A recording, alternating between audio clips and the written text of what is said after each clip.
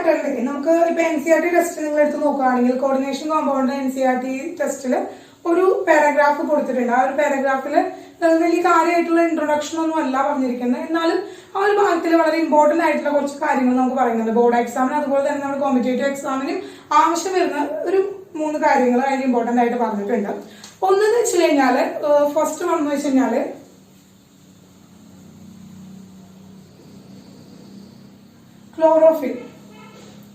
ക്ലോറോഫിലിനെ കുറിച്ചിട്ട് ഇവിടെ മെൻഷൻ ചെയ്തിട്ടുണ്ട്. ആ ഒരു പാരഗ്രാഫിൽ മെൻഷൻ ചെയ്തിട്ടുണ്ട്. അതുപോലെ തന്നെ ഹിമോഗ്ലോബിനെ കുറിച്ചിട്ട് ഇവിടെ മെൻഷൻ ചെയ്തിട്ടുണ്ട്. തേർഡ് വൺ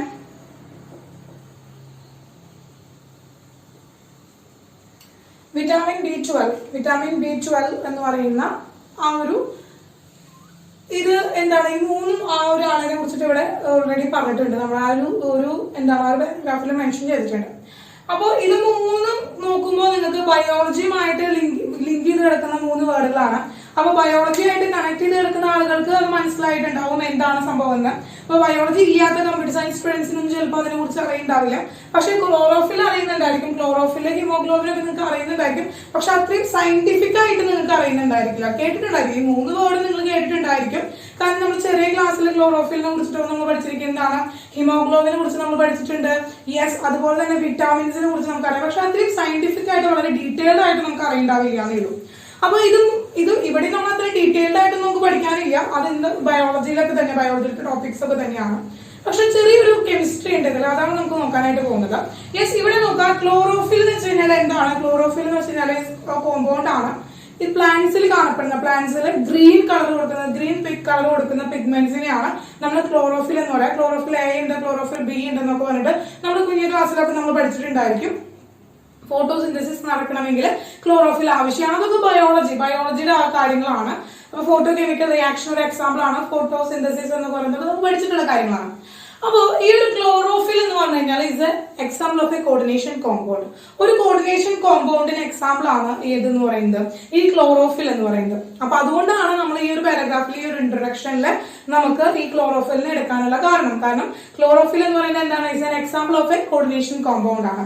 കോർഡിനേഷൻ കോമ്പൗണ്ടിന്റെ ഒരു എക്സാമ്പിൾ ആണ് ക്ലോറോഫിൽ. ഈ ക്ലോറോഫിലിന്റെ മെയിൻ മെറ്റൽ, ഇതിൽ കണ്ടെയ്ൻ ചെയ്തിരിക്കുന്ന മെറ്റൽ എന്ന് പറയുന്നത് ആരാണ്? യെസ്, മെറ്റൽ എന്ന് പറയുന്നത് മഗ്നീഷ്യം ആണ്. മഗ്നീഷ്യം മെറ്റൽ ആണ് ഈ ക്ലോറോഫിൽ കണ്ടെയ്ൻ ചെയ്തിരിക്കുന്നത്. ക്ലോറോഫിൽ കണ്ടെയ്ൻ ചെയ്തിരിക്കുന്നത് മഗ്നീഷ്യം മെറ്റൽ ആണ്. കേട്ടോ മക്കളെ? അപ്പൊ ഇത് 1 മാർക്ക് ക്വസ്റ്റ്യൻ ആയിട്ട് വരാറുണ്ട്. അതുപോലെ തന്നെ ക്രോസ് മാച്ച് ചെയ്തിട്ട് വരാറുണ്ട്. Board exam as well as JEE NEET പോലുള്ള കോമ്പറ്റേറ്റീവ് എക്സാംസിനും ഇത് മാച്ച് ദ ഫോളോയിങ് ആയിട്ട് വരാറുണ്ട്. അതുപോലെ തന്നെ 1 വേർഡ് ക്വസ്റ്റ്യൻസ് ആയിട്ട് വരാറുണ്ട് കേട്ടോ, മൾട്ടിപ്പിൾ ചോയ്സ് ആയിട്ട് വരാറുണ്ട്. യെസ്, അപ്പോ ക്ലോറോഫിൽ അടങ്ങിയിരിക്കുന്ന മെറ്റൽ എന്ന് പറയുന്നത് മഗ്നീഷ്യം ആണ്. മഗ്നീഷ്യം ആണ് ക്ലോറോഫിൽ അടങ്ങിയിരിക്കുന്ന മെറ്റൽ. നെക്സ്റ്റ് നമുക്കറിയാം ഹിമോഗ്ലോബിൻ. നമുക്കറിയാം അല്ലെ, ഹിമോഗ്ലോബിൻ നമുക്കറിയാം. ഹിമോഗ്ലോബിൻ എന്താണ്? നമ്മുടെ ബ്ലഡിന് റെഡ് കളർ കൊടുക്കുന്ന ആളാണ്. അതുപോലെ ബ്ലഡ് സെൽസ് ആയിട്ടുള്ള RBCയിലാണ് എന്താണ് ഹിമോഗ്ലോബിൻ കണ്ടെയ്ൻ ചെയ്തിട്ടുള്ളത്. അപ്പൊ ഹിമോഗ്ലോബിന്റെ കുറവുണ്ടെങ്കിൽ, ഹിമോഗ്ലോബിൻ കുറവായി കഴിഞ്ഞാൽ അനീമിയ ഒക്കെ നമുക്ക് ഉണ്ടാവും അല്ലെ. നമുക്ക് എന്താണ്, നമ്മൾ ചെറിയ ക്ലാസ്സിൽ നമ്മൾ പഠിച്ചിരിക്കുന്നതാണ്, നമുക്കറിയാം നമ്മുടെ ബ്ലഡ് കൗണ്ട് എന്ന് പറയുന്നത് ഇത്ര ഒരു കൗണ്ട്, ഹിമോഗ്ലോബിന്റെ കൗണ്ട് പെർട്ടിക്കുലർ ഒരു കൗണ്ട് ഇല്ലെങ്കിൽ നമുക്ക് എന്ത് കിട്ടും? നമുക്ക് നമ്മുടെ ബോഡി അത്ര എന്തായിരിക്കില്ല, വെല്ലായിരിക്കില്ല. ബ്ലഡ് കുറഞ്ഞു കഴിഞ്ഞാൽ നമ്മൾ അത്ര ഹെൽത്തി ആയിട്ട് മാറില്ല, വളരെ ഇമ്മ്യൂണിറ്റി ഒക്കെ വളരെ കുറവായിരിക്കും ഉണ്ടായിരിക്കാം. അപ്പൊ ഹീമോഗ്ലോബിൻ പ്രൊഡ്യൂസ് ചെയ്യണമെങ്കിൽ, ഹെൽത്തി ആയിട്ട് പ്രൊഡ്യൂസ് ചെയ്യണമെങ്കിൽ നമ്മളോട് പറയും ഡോക്ടേഴ്സ് ബ്ലഡ് കൗണ്ട് കൂടാനായിട്ട് നമുക്ക് ആവശ്യമുള്ള ഇപ്പോ ബീട്രൂട്ട് കഴിക്കണം.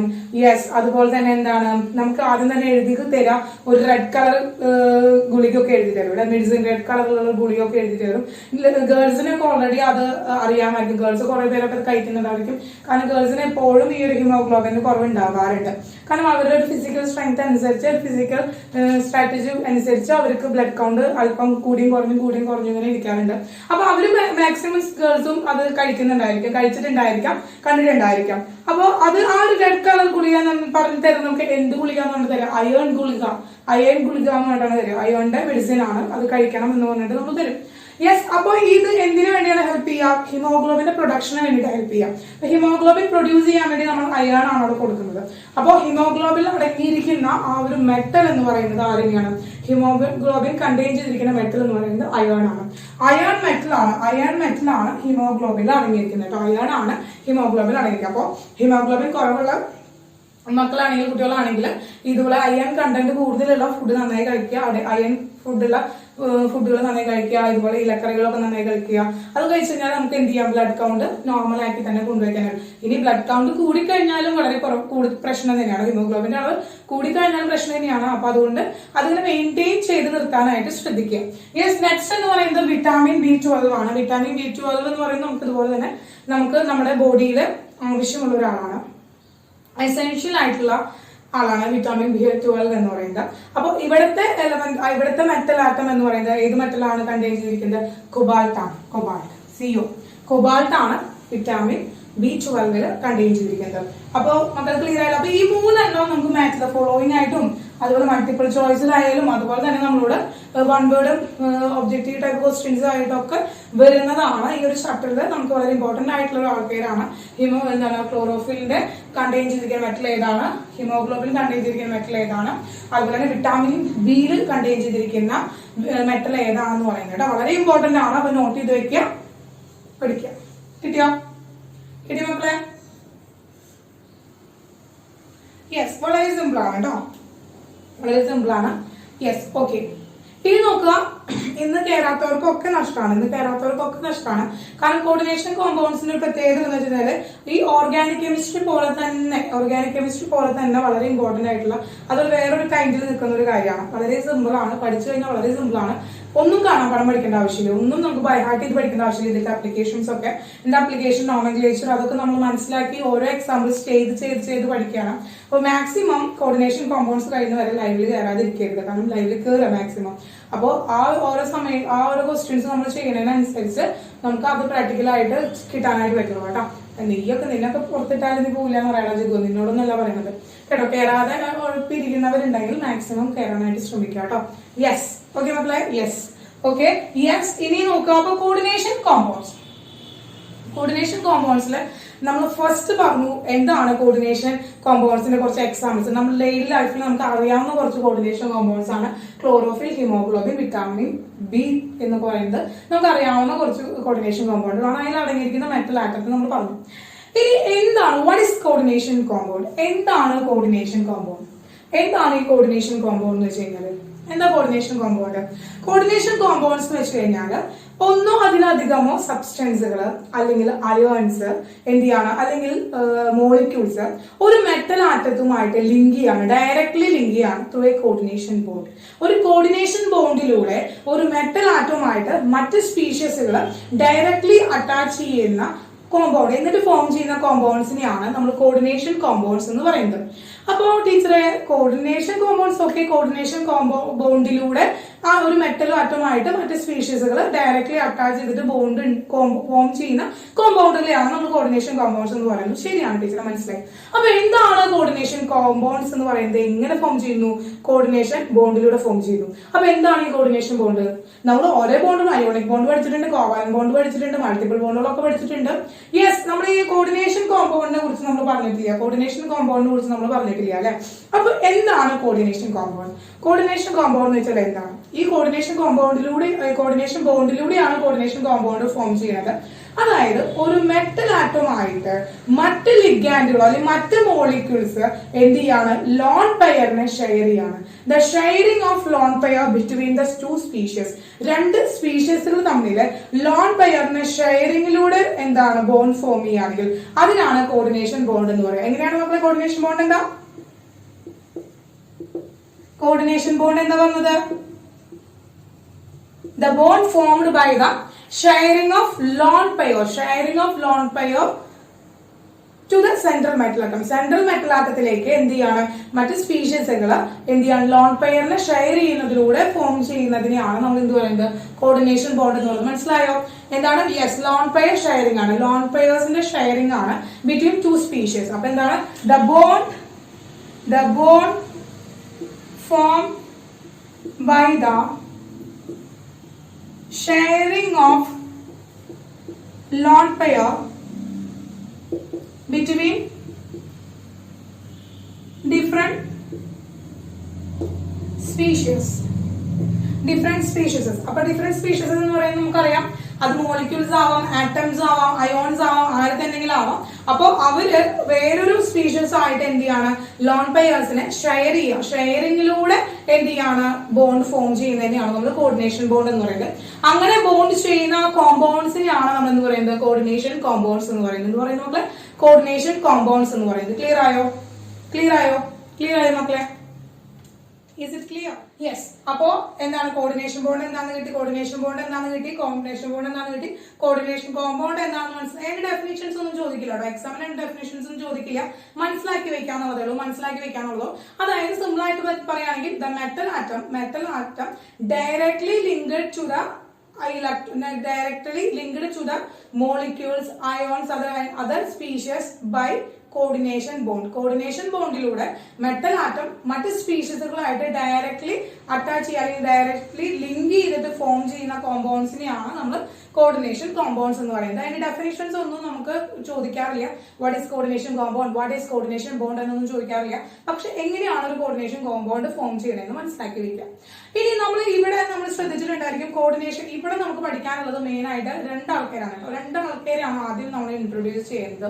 ഒന്നെന്ന് പറയുന്നത്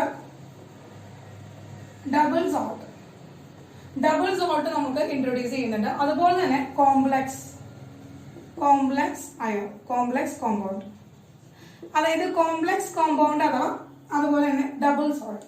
അപ്പൊ ഇങ്ങനെ രണ്ട് വേർഡ്സ് ആണ് നിങ്ങൾ ഇതിൽ ആദ്യം നിങ്ങൾ കേട്ടിട്ടില്ലാത്ത രണ്ട് കാര്യങ്ങൾ double salt and complex compound. അപ്പൊ ഈ സോൾട്ട് എന്ന് പറയുന്നത് നിങ്ങൾ ഓൾറെഡി കേട്ടിട്ടുണ്ടായിരിക്കും. സോൾട്ട് ഒരു എക്സാമ്പിൾ പറഞ്ഞേ, സോൾട്ടിന്റെ ഒരു എക്സാമ്പിൾ പറഞ്ഞേ, സോൾട്ടുകൾ. Yes, NaCl. Yes, NaCl. Another one NaCl. KCl. Very good. KCl.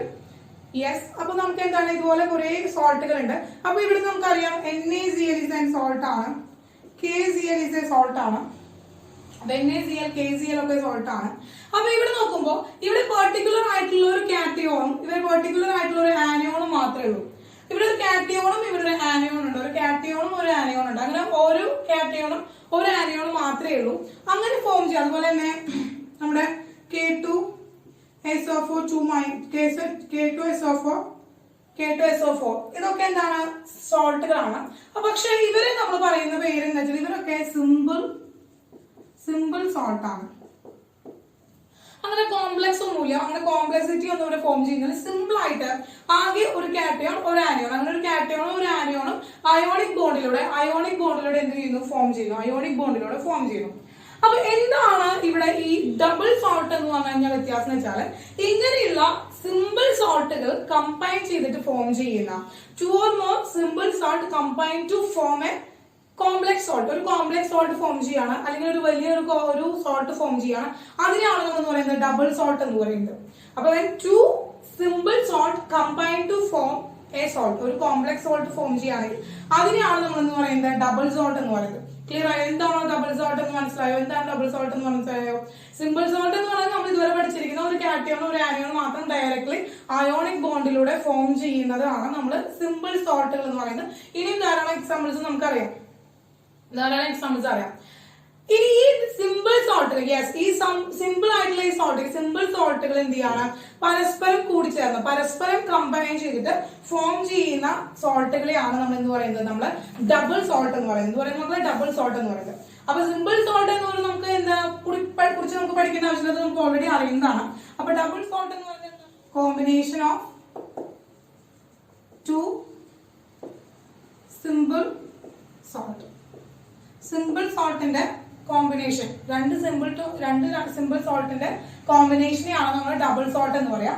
അതിന് എക്സാമ്പിൾ ആയിട്ട് പറയുകയാണെങ്കിൽ മോർ സോൾട്ട് ഒരു എക്സാമ്പിൾ ആണ്. അതുപോലെ potash Alam is another example.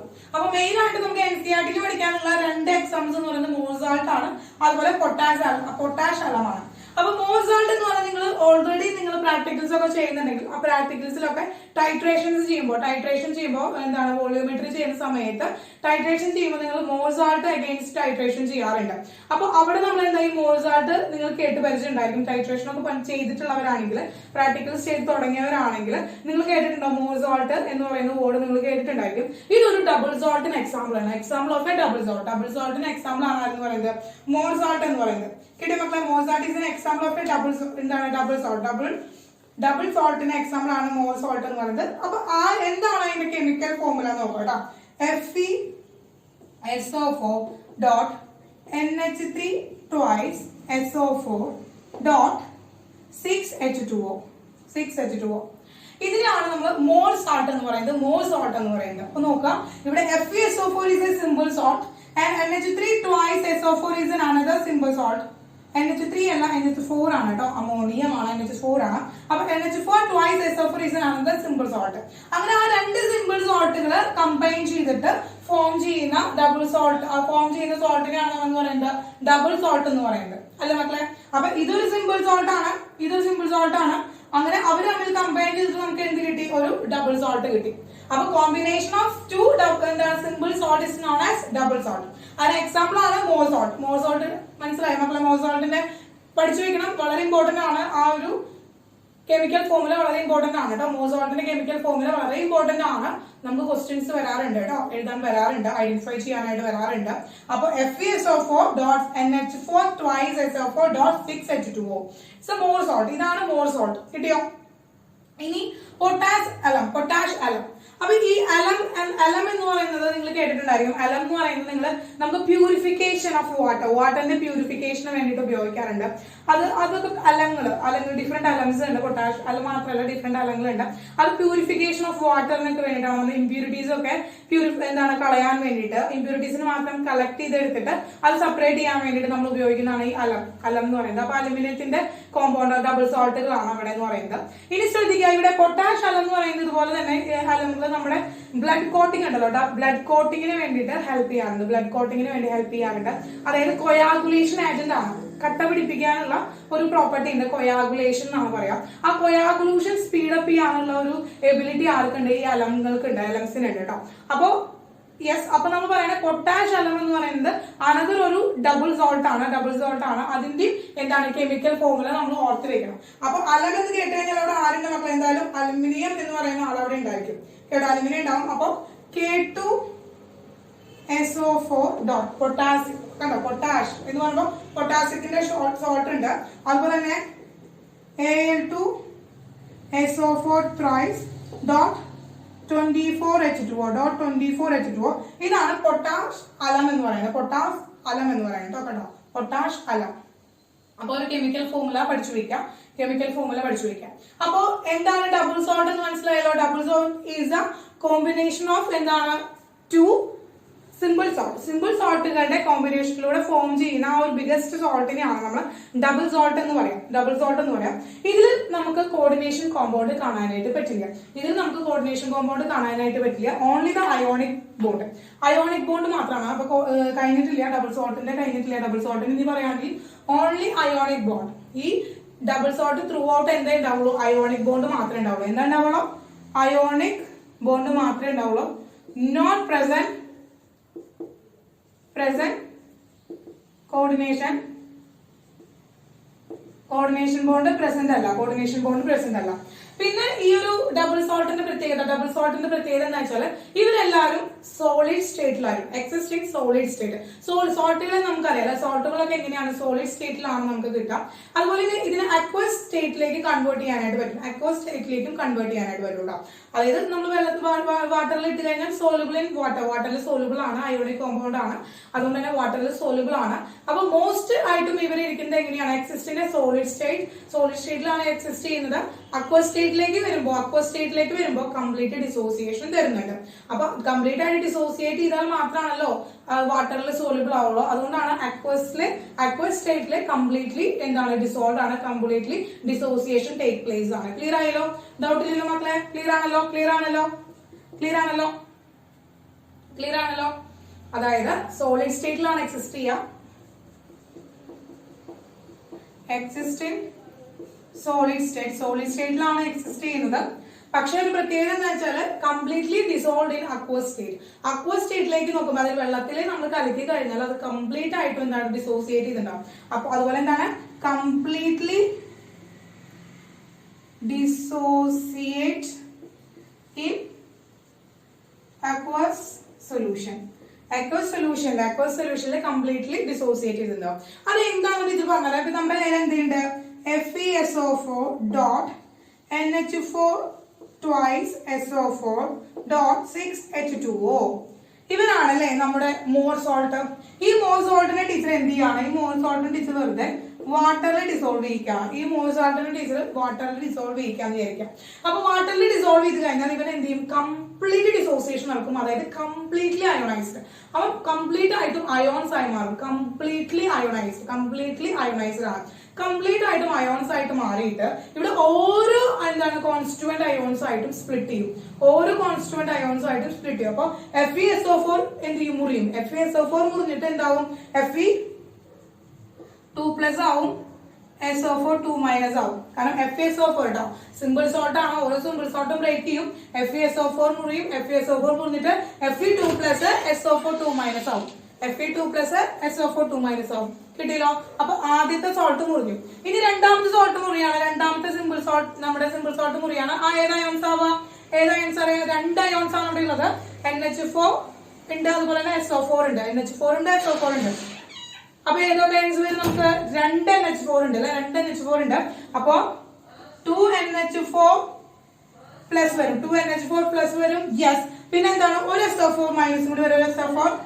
SO4 2- കൂടി വന്നു. ഒരു SO4 2- കൂടി വന്നു. ക്ലിയർ ആയോ? ഒരു SO4 2- കൂടി വന്നു. പിന്നെയുള്ളത് എന്താണ്, 6H2O. അത് അവിടെ തന്നെ 6H2O അവിടെ തന്നെ കിടക്കും. അപ്പൊ മനസ്സിലായോ, എന്താണ്, ഡബിൾ സോൾട്ട് ആയിരുന്നു, മോർ സോൾട്ട് ആണ്. മോർ സോൾട്ടിനെ എടുത്ത് വെള്ളത്തിലേക്ക് എടുത്തിട്ടപ്പോ ഓരോ കോൺസ്റ്റുവന്റ് അയോൺസ് ആയിട്ടും അവൻ സ്പ്ലിറ്റ് ചെയ്തു പോയി. അപ്പൊ complete dissociation take place in aqueous solution. Aqueous സൊല്യൂഷനിലെ ഡബിൾ സോൾട്ടിന്റെ പ്രത്യേകത കംപ്ലീറ്റ് ആയിട്ടും ഡിസോസിയേറ്റ് ചെയ്യും. ക്ലിയർ ആയോ മക്കളെ? ക്ലിയർ ആയോ? യെസ്. ഇനി ശ്രദ്ധിച്ചേ, ഇനി ഇവിടെ നമ്മൾ ഡിസോസിയേറ്റ് ചെയ്യുമ്പോൾ ഓരോന്നിന്റെയും മണ്ടയിൽ അതിന്റെ നോർമൽ ആയിട്ടുള്ള ആ ഒരു ഓക്സിഡേഷൻ സ്റ്റേറ്റ് തന്നെയല്ലേ കിടക്കുന്നത്, അതിന്റെ വാലൻസി തന്നെയല്ലേ കിടക്കുന്നത്. അയണിന്റെ Fe2+ ആണ്, SO4 2- ആണ്. അതിന്റെ വാലൻസീസ് ഒക്കെ എന്താണ്, നോർമൽ ആയിട്ടുള്ള വാലൻസീസ് തന്നെയാണ് അല്ലെ. അല്ലാണ്ട് ഡബിൾ സോൾട്ട് ഫോം ചെയ്തു എന്ന് വിചാരിച്ചിട്ട് ഇതിന്റെ വാലൻസിയിൽ വ്യത്യാസം വരുന്നില്ലല്ലോ, അല്ലെങ്കിൽ 2, 3, 4 വാലൻസീസ് ഒന്നും കാണിക്കുന്നില്ലല്ലോ. ആ ഒരു നോർമൽ വാലൻസീസ് തന്നെയല്ലേ കാണിക്കുന്നത്. അപ്പൊ ഓരോ കോൺസ്റ്റുവന്റ് അയോൺസും ഓരോ കോൺസ്റ്റുവന്റ് പാർട്ടിക്കിൾസും എങ്ങനെയായിരിക്കും, നോർമൽ വാലൻസീസ് ആയിരിക്കും. Show normal valency. ക്ലിയർ ആയ മക്കളെ? Show normal valency. ഇവിടെ ഓരോരുത്തരും നോർമൽ വാലൻസി ആണ് കാണിക്കുക. സാധാരണയുള്ള വാലൻസി തന്നെയാണ് ഓരോരുത്തർക്കും ഉണ്ടാവുക. ക്ലിയർ ആയോ? അപ്പൊ അടുത്തൊരു വേർഡായിട്ട് നമുക്ക് മനസ്സിലായി എന്താക്കി വെക്കാം, നോർമൽ വാലൻസി ആണ് കാണിക്കുക. ക്ലിയർ ആയോ? ഇനി ഇതിലേക്ക് നമുക്ക് സൊല്യൂഷനിലേക്ക് നോക്കുകയാണ്. അക്വസ് സൊല്യൂഷനിലേക്ക് നമ്മൾ നോക്കുകയാണ്. അക്വസ് സൊല്യൂഷനിലേക്ക് നമ്മൾ നോക്കുമ്പോൾ Fe2+ ഉണ്ട്, SO4 2- ഉണ്ട്, 2NH4+ ഉണ്ട്, SO4 2- വാട്ടർ ഉണ്ട്. അപ്പൊ ഇവരൊക്കെ അതിൽ സ്പ്ലിറ്റ് ചെയ്ത് കിടക്കാണ്. അക്വസ് സൊല്യൂഷനിൽ ഇവരൊക്കെ സ്പ്ലിറ്റ് ചെയ്ത് കിടക്കാണ്. എന്താ ചെയ്യുന്നത്, അക്വസ് സൊല്യൂഷനിൽ ഇവരൊക്കെ ഉണ്ട്. ആരൊക്കെ ഉണ്ട്? അക്വസ് സൊല്യൂഷനിൽ ആരൊക്കെ ഉണ്ട്? ഇവരൊക്കെ ഉണ്ടെന്ന് പറഞ്ഞാൽ ആരൊക്കെ ഉണ്ട്? ഒക്കെ ഉറങ്ങിയാ? യെസ്. അയോൺസ്. ഏതൊക്കെ അയോൺസ്? നമ്മളിവിടെ ഉള്ള ടോട്ടൽ അയോൺസ് അല്ലെ, ഈ കോൺസ്റ്റുവന്റ് അയോൺസ് എല്ലാവരും എവിടെ ഉണ്ട്, ഈ അക്വസ് സൊല്യൂഷനിൽ കിടക്കുന്നുണ്ട്. കണ്ടാ നിങ്ങള് നോക്കിയാ, ബീക്കറിലേക്ക് നോക്കിയപ്പോ കണ്ടോ ആരൊക്കെ ഉണ്ട്? Fe2+ അയോൺ ഉണ്ട്, SO4 2- അയോൺ ഉണ്ട്, NH4+ അയോൺസ് ഉണ്ട്, വാട്ടർ ഉണ്ട്. യെസ്. ഇതൊക്കെ എവിടെ എടുക്കാണ്, ഇത് ബീക്കറിൽ നമ്മൾ ഡിസോൾവ് ചെയ്തിരിക്കുന്നതിൽ കംപ്ലീറ്റ് ഡിസോസിയേറ്റ് ചെയ്തിട്ടുള്ള ആ ബീക്കറിൽ കിടക്കാണ്. അപ്പൊ അങ്ങനെ നോക്കുമ്പോൾ ആ ഒരു അക്വസ് സൊല്യൂഷൻ എന്ന് പറയുന്നത്, ഇവരുടെ ഒക്കെ ബിഹേവിയർ അവിടെ കാണിക്കും, ഇവരുടെ ഒക്കെ പ്രസൻസ് അവിടെ കാണിക്കും, ഓരോ കോൺസ്റ്റുവന്റ് എലമെന്റ്സിന്റെയും ഓരോ കോൺസ്റ്റുവന്റ് പാർട്ടിക്കിൾസിന്റെയും മൊത്തം ക്യാരക്ടറിസ്റ്റിക്സ് എവിടെ ഉണ്ടായിരിക്കും, ആ ഒരു അക്വസ് സൊല്യൂഷനിൽ ഉണ്ടായിരിക്കും. ക്ലിയർ ആയോ? പക്ഷെ ഇത്ര ഡീറ്റെയിൽഡ് ആയിട്ടൊന്നും നിങ്ങൾക്ക് പഠിക്കേണ്ട ആവശ്യമില്ല. പക്ഷെ പറഞ്ഞപ്പോൾ ടീച്ചർ മൊത്തമായിട്ട് പറഞ്ഞേ ഉള്ളൂ. ആ ഒരു ഡബിൾ സോൾട്ട് വെറുതെ ഇങ്ങനെ എപ്പോഴും ജസ്റ്റ് ഒരു ഇൻട്രൊഡക്ഷനിൽ മാത്രമേ പറഞ്ഞുള്ളൂ. അപ്പോൾ എപ്പോഴും ഒരു കൺഫ്യൂഷൻ വരുന്ന ഒരു ഏരിയ ആണ് നിങ്ങൾക്ക് ഈ ഒരു ഡബിൾ സോൾട്ടും കോംപ്ലക്സ് കോമ്പൗണ്ടും തമ്മിലുള്ള ഒരു ഡിഫറൻസ് പറയുന്നത്. എപ്പോഴും ഭയങ്കര കോംപ്ലിക്കേഷൻസിൽ വരും, നിങ്ങൾ ചിന്തിച്ചെത്തായിക വരും. അപ്പൊ അതുകൊണ്ടാണ് വളരെ ഇലാബറേറ്റ് ചെയ്ത് തന്നെ ആ ഒരു ഡബിൾ സോൾട്ട് നിങ്ങൾക്ക് പറഞ്ഞു തന്നത് കേട്ടോ. ഇപ്പൊ കുഴപ്പമില്ലല്ലോ, ഡബിൾ സോൾട്ട് എന്താണെന്ന് വൃത്തിയായിട്ട് മനസ്സിലായല്ലോ. 2 സിമ്പിൾ സോൾട്ടുകളുടെ കോമ്പിനേഷൻ ആണ് നമ്മൾ ഡബിൾ സോൾട്ട് എന്ന് പറയാം. കേട്ടോ. ഇതിനെ വെള്ളത്തിലേക്ക് എടുത്തിട്ട് കഴിഞ്ഞാൽ കംപ്ലീറ്റ് ആയിട്ടും അയണൈസ് ചെയ്യും. ഇതിൽ എല്ലാ അയോൺസും അയോൺസ് ആയിട്ട് മാറും കേട്ടോ. എല്ലാ ആൾക്കാരും സ്പ്ലിറ്റ് ചെയ്ത് അയോൺസ് ആയിട്ട് മാറും. 2 സിമ്പിൾ സോൾട്ടിനും അയണൈസേഷൻ നടക്കുന്നുണ്ട്. അപ്പൊ അങ്ങനെയുള്ളതാണ് നമ്മൾ ആരെന്ന് പറയുന്നത്, നമ്മുടെ ഡബിൾ സോൾട്ട് എന്ന് പറയുന്നത്. കിട്ടിയല്ലോ. അപ്പൊ ഡബിൾ സോൾട്ടിനെ കുറിച്ചുള്ള ഡൗട്ട്സ് ഒക്കെ മാറിയല്ലോ. കിട്ടിയല്ലോ മക്കളെ. ഇനി ഇവരുടെ റേഷ്യോ എന്ന് പറയുന്നുണ്ടല്ലോ. ഇപ്പൊ ഇവിടെ നമുക്കറിയാം 1:1 എന്ന് പറയുന്ന റേഷ്യോയിലാണ് ഇരിക്കുന്നത്. ഒരു സോഷ്യോമെട്രിക് റേഷ്യോ ഇവിടെ കാണിക്കുന്നുണ്ട് അല്ലെ. 1:1 എന്ന് പറയുന്ന ഒരു സോഷ്യോമെട്രിക് റേഷ്യോയിലാണ് കാണിക്കുക. അങ്ങനെ എല്ലാ കോമ്പൗണ്ടിലും എപ്പോഴും ഈക്വിമോളാർ റേഷ്യോ വേണമെന്നില്ല. ചില എപ്പോഴും ഇവര് നമ്മുടെ ഡബിൾ സോൾട്ടിൽ എപ്പോഴും ഈക്വിമോളാർ ആയിട്ടുള്ള എന്താണ് ഒരു സോഷ്യോമെട്രിക് റേഷ്യോ ആണ് എപ്പോഴും മെയിൻറ്റെയിൻ ചെയ്യുക. കേട്ടോ മക്കളെ. കണ്ടോ ഇവിടെ 1:1 എന്ന് പറയുന്ന റേഷ്യോ, അല്ലെങ്കിൽ ഇവിടെ 2 ആണ് അല്ലെങ്കിൽ ഇവിടെയും 2 ആയിരിക്കും വരും. അങ്ങനെ 1:1 എന്ന് പറയുന്ന റേഷ്യോ അല്ലെങ്കിൽ ഈക്വിമോളാർ റേഷ്യോ ആണ് ഇവർ മെയിൻറ്റെയിൻ ചെയ്യുക. ഈക്വിമോളാർ സോഷ്യോമെട്രിക് റേഷ്യോ ആണ് അല്ലെങ്കിൽ ഈക്വിമോളാർ പ്രൊപ്പോർഷണാലിറ്റി ആണ് ഇവർ പരസ്പരം മെയിൻറ്റെയിൻ ചെയ്യുക. ഓരോ സിമ്പിൾ സോൾട്ട് മെയിൻറ്റെയിൻ ചെയ്യാം. ക്ലിയർ ആയോ? അപ്പൊ ഇത്രയും കാര്യങ്ങളാണ് ബ്രീഫ് ആയിട്ടുള്ള കാര്യങ്ങൾ. എക്സ്ട്രാ പോയിന്റ്സ് കിട്ടിയതൊക്കെ ഒന്ന് നോട്ട് ചെയ്ത് വെച്ചോളാം കേട്ടോ. അപ്പൊ നമ്മളിവിടെ തുടങ്ങിയപ്പോൾ നമ്മൾ പറഞ്ഞു 2 ആൾക്കാരെയാണ് നമ്മൾ പരിചയപ്പെടുന്നത് പറഞ്ഞു. ഒന്ന് ഡബിൾ സോൾട്ടിനെയാണ് പരിചയപ്പെടുന്നത്, മറ്റൊന്ന് എന്താണ് കോംപ്ലക്സ് കോമ്പൗണ്ടിനെയാണ് പരിചയപ്പെടുന്നത് പറഞ്ഞു. അപ്പൊ ഡബിൾ സോൾട്ടിനെ നമ്മൾ പരിചയപ്പെട്ടു. നമ്മുടെ പരിചയം എന്താണ്, ഡബിൾ സോൾട്ടിനെ കിട്ടി, എന്താണ് ഡബിൾ സോൾട്ടിന് കിട്ടി, അവരുടെ കുറച്ച് ക്യാരക്ടറുകളൊക്കെ നമ്മൾ പഠിച്ചു. ഇനി അടുത്തത് എന്താണ്, 2ാമത്തെ കാറ്റഗറിയാണ് കോംപ്ലക്സ് കോമ്പൗണ്ട്സ് എന്താണെന്നാണ് നോക്കണേ. അപ്പൊ നമുക്ക് വേഗം ഇതൊന്ന് നോട്ട് ചെയ്തോളാം.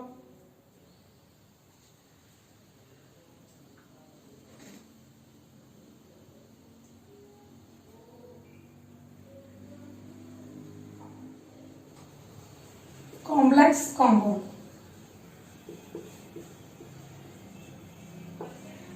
കോംപ്ലക്സ് കോമ്പൗണ്ട്സ് എന്ന് വെച്ച് കഴിഞ്ഞാൽ എന്താണ് മക്കളെ? Coordination compound. കേട്ടോ. കോർഡിനേഷൻ കോമ്പൗണ്ട്സിന് തന്നെയാണ് നമ്മൾ എന്ത് പറയുന്നത്, കോംപ്ലക്സ് കോമ്പൗണ്ട്സ് എന്ന് പറയുന്നത്. അപ്പൊ ഇവിടെയും നമുക്ക് പറയുകയാണെങ്കിൽ ഡിഫറെന്റ് സ്പീഷീസുകൾ എന്ത് ചെയ്യാണ്, കമ്പൈൻ ചെയ്തിട്ട് ഫോം ചെയ്യുന്ന ഒരു ബിഗസ്റ്റ് കോമ്പൗണ്ടിനെയാണ് നമ്മൾ എന്ന് പറയുന്നത് കോംപ്ലക്സ് കോമ്പൗണ്ട് എന്ന് പറയുന്നത്. അതായത് നമ്മുടെ സിമ്പിൾ ആയിട്ടുള്ള കോമ്പൗണ്ടുകൾ കമ്പൈൻ ചെയ്തിട്ട് നമുക്ക് എന്ത് കിട്ടുന്നു, സിമ്പിൾ ആയിട്ടുള്ള കോമ്പൗണ്ട് കമ്പൈൻ ചെയ്തിട്ട് ഒരു കോംപ്ലക്സ് ആയിട്ടുള്ള ഒരു കോമ്പൗണ്ട് കിട്ടുന്നു. That is A complex compound അഥവാ കോർഡിനേഷൻ കോമ്പൗണ്ട് നമുക്ക് കിട്ടുന്നു. പക്ഷെ ഇവിടുത്തെ പ്രത്യേകത എന്ന് വെച്ചാൽ ഇവിടെ ഓരോ സിമ്പിൾ കോമ്പൗണ്ട്സും ബോണ്ട് ചെയ്തിരിക്കുന്നത്, ഈ സിമ്പിൾ കോമ്പൗണ്ട്സ് ബോണ്ട് ചെയ്തിരിക്കുന്നത് ഏത് ബോണ്ടിലൂടെയാണ്, കോർഡിനേഷൻ ബോണ്ടിലൂടെയാണ്. കേട്ടോ മക്കളെ, കോർഡിനേഷൻ ബോണ്ടിലൂടെയാണ് ഫോം ചെയ്തിരിക്കുന്നത്. അപ്പോൾ നമ്മൾ പറയുകയാണെങ്കിൽ എന്താണ്, coordination of 2 or more simple compounds. Simple കോമ്പൗണ്ട്സിന്റെ ആ ഒരു കോമ്പിനേഷനെയാണ് നമ്മൾ കോംപ്ലക്സ് കോമ്പൗണ്ട് എന്ന് പറയുന്നത്. ത്രൂ എന്താണ്, ത്രൂ കോർഡിനേഷൻ ബോണ്ട്. കോർഡിനേഷൻ ബോണ്ടിലൂടെയാണ് അവർ എന്ത് ചെയ്തിരിക്കുന്നത്, കമ്പൈൻ ചെയ്തിരിക്കുന്നത് അവർ കോർഡിനേഷൻ കോമ്പൗണ്ടിലൂടെയാണ് ഫോം ചെയ്തിരിക്കുന്നത്. ഇനി ശ്രദ്ധിക്കുക, ഈ കോമ്പൗണ്ട്സിന്റെ പ്രത്യേകത എന്താ വെച്ചാൽ, ഈ കോംപ്ലക്സ് കോമ്പൗണ്ട്സിന്റെ പ്രത്യേകത എന്ന് വെച്ചാൽ ഇവിടെ ഈ കോമ്പൗണ്ട്സുകൾ തമ്മിൽ ഒരു ഈക്വിമോളാർ പ്രൊപ്പോർഷൻസ് ഒന്നും ഉണ്ടാവില്ല. ഈ simple compounds are not in the equimolar proportion ഒന്നും ആവില്ല. ഇപ്പൊ നമ്മൾ എടുക്കുന്ന ഫസ്റ്റ് കോമ്പൗണ്ട് എന്ന് പറയുന്നത് 4 ഉണ്ടെങ്കിൽ അടുത്ത കോമ്പൗണ്ട് ചിലപ്പോൾ 2 ഉണ്ടാവുള്ളൂ. അല്ലാതെ അവർ തമ്മിലൊരു ഈക്വിമോളാർ പ്രൊപ്പോർഷനാലിറ്റി ഒന്നും കാണിക്കില്ല. ഈ കോംപ്ലക്സ് കോമ്പൗണ്ട് നോക്കുമ്പോൾ ചിലപ്പോൾ may or may not be equimolar പ്രൊപ്പോർഷനാലിറ്റി ചിലപ്പോൾ കാണിക്കാം, ചിലപ്പോൾ കാണിക്കില്ല. അതാണ് ഈ ഒരു കോർഡിനേഷൻ കോമ്പൗണ്ടിന്റെ ഒരു പ്രത്യേകത എന്ന് പറയുന്നത്. അപ്പൊ കോർഡിനേഷൻ കോമ്പൗണ്ട്സിന്റെ എക്സാമ്പിൾ പറയുകയാണെങ്കിൽ ഇപ്പൊ നോക്കാം, CO NH3 6Cl2. ഇതൊരു കോർഡിനേഷൻ കോമ്പൗണ്ട് ആണ്. അപ്പൊ കണ്ടോ, ഇവിടെ എന്താണ്, NH3 ഉണ്ട്, NH3 6 ഉണ്ട്. അവൻ COCl2 ആയിട്ട് കമ്പൈൻ ചെയ്തിരിക്കുകയാണ്. അതിനെ കമ്പൈൻ ചെയ്തിട്ട് നമുക്ക് എന്ത് ചെയ്തു, ഒരു കോംപ്ലക്സ് കോമ്പൗണ്ട് കിട്ടി. ദാറ്റ് ഈസ് എന്താണ്, CONH3 6Cl2. അപ്പൊ ഇതാണ്, ഇതൊരു ഡബ്ബയുടെ ഉള്ളിൽ വെച്ച് അടച്ചിട്ടിരിക്കുക, ഒരു സ്ക്വയർ ബ്രാക്കറ്റ് വെച്ചിരിക്കുക. സാധാരണ ബ്രാക്കറ്റ് വന്നാൽ വളരെ കട്ടിയുള്ള ഒരു ഡബ്ബയുടെ ഉള്ളിലാണ് ഇവരെ വെച്ച് അടച്ചിട്ടിരിക്കുന്നത്. സ്ക്വയർ ബ്രാക്കറ്റിന്റെ ഉള്ളിൽ വെച്ച് ഇങ്ങനെ അടച്ചിട്ടിരിക്കുകയാണ് കേട്ടോ. അപ്പൊ ഇതൊരു എക്സാമ്പിൾ ഓഫ് ഒരു കോംപ്ലക്സ് കോമ്പൗണ്ട് ആണ്, അഥവാ ഒരു കോർഡിനേഷൻ കോമ്പൗണ്ടിന്റെ ഒരു എക്സാമ്പിൾ ആണ്. അതുപോലെ പറയുകയാണെങ്കിൽ ഇപ്പോ K4FeCN6 is another example. ഇതും ഒരു കോർഡിനേഷൻ കോമ്പൗണ്ടിന് എക്സാമ്പിൾ ആണ്, ഒരു കോംപ്ലക്സ് കോമ്പൗണ്ടിന് എക്സാമ്പിൾ ആണ്, ഒരു കോംപ്ലക്സ് കോമ്പൗണ്ടിന് എക്സാമ്പിൾ ആണ്. അപ്പൊ ശ്രദ്ധിക്കുക, ഇവിടെ എന്താണ് ഡിഫറെന്റ് ആയിട്ടുള്ള എന്താണ് കോമ്പൗണ്ടുകൾ, സിമ്പിൾ കോമ്പൗണ്ടുകൾ കമ്പൈൻ ചെയ്യാണ് through a coordination compound, coordination bond. Coordination ബോണ്ടിലൂടെ അവർ കമ്പൈൻ ചെയ്തിട്ട് നമുക്ക് എന്താണ് ഒരു കോംപ്ലക്സ് കോമ്പൗണ്ട് തരാണ് കേട്ടോ, ഒരു കോംപ്ലക്സ് കോമ്പൗണ്ട് തരാണ്. മെയിൻ ആയിട്ട് അവിടെ എന്താണ് ഷെയറിംഗ് ഓഫ് എന്താണ് loan pair, sharing of lone pairs ആണ് ഇവിടെ സാധാരണയായിട്ട് നടക്കുന്നത് കേട്ടോ. അപ്പൊ ഇവരുടെ പ്രത്യേകതയാണ് എന്താണ് ഇവരെന്ന് പറയുന്നത് എപ്പോഴും ഒരു equimolar, may or may not be equimolar proportionality. എങ്ങനെയാണ് may or may not be equimolar proportion. ഇവരെപ്പോഴും ഒരു ഇക്യൂമോളർ പ്രൊപ്പോർഷൻ കാണിക്കണമെന്ന് നിർബന്ധമില്ല, ഇക്യൂമോളർ പ്രൊപ്പോർഷൻ കാണിക്കണം നിർബന്ധമില്ല. പിന്നെ ടീച്ചർ പറഞ്ഞു കൊടുത്തൊരു കണ്ടീഷൻ എന്ന് വെച്ചാൽ ഇവരൊരു കണ്ടീഷൻ നോക്കി, ഇവിടെ എന്താ അവിടെ Cl2 പുറത്ത് കിടക്കുന്നുണ്ട്, Cl2 പുറത്ത് കിടക്കുന്നുണ്ട്. അതുപോലെ തന്നെ എന്താ ബാക്കിയുള്ള ഈ CONH3 എന്ന് പറഞ്ഞിട്ടുള്ള ഈ രണ്ടാൾക്കാര്, അതായത് CO എന്ന് പറഞ്ഞാൽ നമ്മൾ കൊബാൾട്ട് ആണ്, കാർബൺ മോണോക്സൈഡ് കൊബാൾട്ട് ആണ് കേട്ടോ, മെറ്റൽ ആണ് ഇവിടെ കിടക്കുന്നത്, കൊബാൾട്ട് ആണ്. ഈ കൊബാൾട്ടും അതുപോലെ തന്നെ അമോണിയവും എവിടെ കിടക്കുന്നുണ്ട്, ഈ ഒരു ഡെപ്പയുടെ ഉള്ളിൽ കിടക്കുന്നുണ്ട്, അതായത് പൂട്ടി വെച്ചേക്കാം. അവരെ രണ്ടാളെ എന്താണ് പൂട്ടി വെച്ചിരിക്കുകയാണ് കേട്ടോ, അവരെ ഉള്ളിൽ പൂട്ടി വെച്ചിട്ട് പുറത്താണ് ആരെ വെച്ചിരിക്കുന്നത്, Cl2നെ ഇട്ടിരിക്കുന്നത്. അപ്പൊ ഇവരെടുത്തിട്ട് നമ്മൾ ജസ്റ്റ് എന്ത് ചെയ്യാണ്, വെള്ളത്തിലേക്ക് ഇട്ടു. അങ്ങനെ വെള്ളത്തിലേക്ക് ഇട്ടപ്പോ ഇത് എന്തായി മാറി, Cl2 എന്തായാലും പേടിച്ച് ഇവിടുന്ന് പോയി, Cl2 എന്തായാലും പേടിച്ച് Cl മൈനസ് ആയി മാറി, 2Cl മൈനസ് ആയി മാറി. അപ്പൊ വെള്ളത്തിലേക്ക് ഇട്ടപ്പോ Cl2 പുറത്താ കിടക്കണേ. അപ്പൊ അവനെ പ്രൊട്ടക്ട് ചെയ്യാനായിട്ട് ആരുമില്ല. അപ്പൊ പ്രൊട്ടക്ട് ചെയ്യാൻ ആരുമില്ലാണ്ടായപ്പോ എന്ത് ചെയ്തു, അവൻ 2Cl മൈനസ് ആയിട്ട് അവിടെ അയണൈസേഷൻ സംഭവിച്ചു. എന്നാൽ ഇവൻ എന്താ ഒരു പാത്രത്തിലിട്ട് അടച്ചു വെച്ചിരിക്കുക. അപ്പൊ ഈ പാത്രത്തിലിട്ട് അടച്ചു വെച്ച ആളെ പിന്നെ അവർക്ക് പുറത്തേക്ക് ചാടാൻ പറ്റുമോ? ഈ അടപ്പ് തുറക്കണ്ടേ? വേണ്ട മക്കളെ, ഈ പാത്രത്തിലിട്ട് അടച്ചു വെച്ചിരിക്കുക. അപ്പൊ ആ പാത്രം തുറന്നാൽ മാത്രമാണ് ഈ വാട്ടറിന് ഉള്ളിലേക്ക് കയറാൻ പറ്റുള്ളൂ, അല്ലാത്ത പക്ഷം വാട്ടറിന് ഉള്ളിലേക്ക് കയറില്ല. അപ്പൊ വാട്ടറിന് ഉള്ളിലേക്ക് കയറാൻ പറ്റാത്തോടത്തോളം കാലം അക്വ സൊല്യൂഷൻ ഇവൻ ഡിസോൾവ് ആവോ, ഈ കൊബാൾട്ടും അമോണിയം ഡിസോൾവ് ആവോ, അമോണിയം കൊബാൾട്ടും അതിൽ ഡിസോൾവ് ആവോ? നോ, ഇല്ല, ഡിസോൾവ് ആവില്ല. കാരണം ഈ ഡപ്പ തുറക്കാനുള്ള അല്ലെങ്കിൽ ഈ ഒരു ബ്രാക്കറ്റിനെ പൊളിച്ചെടുക്കാനുള്ള ഒരു എബിലിറ്റി ആർക്കില്ല, വാട്ടറിനില്ല കേട്ടോ. അപ്പൊ ഇവിടെ എന്ത് ചെയ്യുന്ന വെച്ചാൽ 2Cl മൈനസ് ഇവിടെ ഉണ്ടായി, ഒപ്പം തന്നെ CONH3 6 2+, അതായത് 2 മൈനസ് ചാർജ് ആണല്ലോ പുറത്ത് പോയത്. അപ്പൊ മൈനസ് ചാർജ് പോയപ്പോ ഇവിടെ എന്താണ് 2 പ്ലസ് ചാർജ് കിട്ടി, 2+ ആയി മാറി കേട്ടോ മക്കളെ. ഇതാണ് കോർഡിനേഷൻ അയോൺ അല്ലെങ്കിൽ കോംപ്ലക്സ് അയോൺ എന്ന് പറയും. ഇതിന്റെ കോംപ്ലക്സ് അയോൺ ആണ് ഇത്. അപ്പോ ഇവിടെ എന്താ നമുക്ക് കിട്ടിയത്, നോട്ട് കംപ്ലീറ്റ്ലി അയോണൈസ് ചെയ്യില്ല. അതിൽ ഓരോ കോൺസ്റ്റുവന്റ് അയോൺസും ഇവിടെ അയോണൈസേഷൻ സംഭവിക്കുന്നില്ല. ആസ് ഡബിൾ സോൾട്ടിന്റെ പോലെ ഇവിടെ എന്ത് ചെയ്യും, ഡബിൾ സോൾട്ടിൽ എന്താണ് വെള്ളത്തിലിട്ടപ്പോ എല്ലാ അയോൺസും ഓരോ സിമ്പിൾ സോൾട്ടിന്റെ അയോൺസിനോട് എന്ത് സംഭവിച്ചു, അയണൈസേഷൻ സംഭവിച്ചു അല്ലെങ്കിൽ ഡിസോസിയേറ്റ് ചെയ്തു. പക്ഷെ ഇവിടെ it's not completely dissociate in aqueous solution. എന്താണ് not completely ionise in aqueous സൊല്യൂഷനില് നോട്ട് കംപ്ലീറ്റ്ലി അയണൈസ് ചെയ്യുന്നില്ല. ക്ലിയർ ആയോ മനസ്സിലായോ? അപ്പൊ ഇവിടെ ഇത് വാട്ടറിലിട്ട് കഴിഞ്ഞാൽ രണ്ടാമത്തെ എക്സാമ്പിളിന് വാട്ടറിലിട്ട് കഴിഞ്ഞാൽ നമുക്ക് എന്താ കിട്ടുക,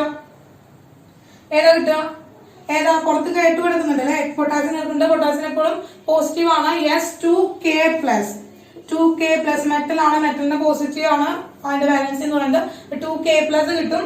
പ്ലസ് FeCN6 2 മൈനസ്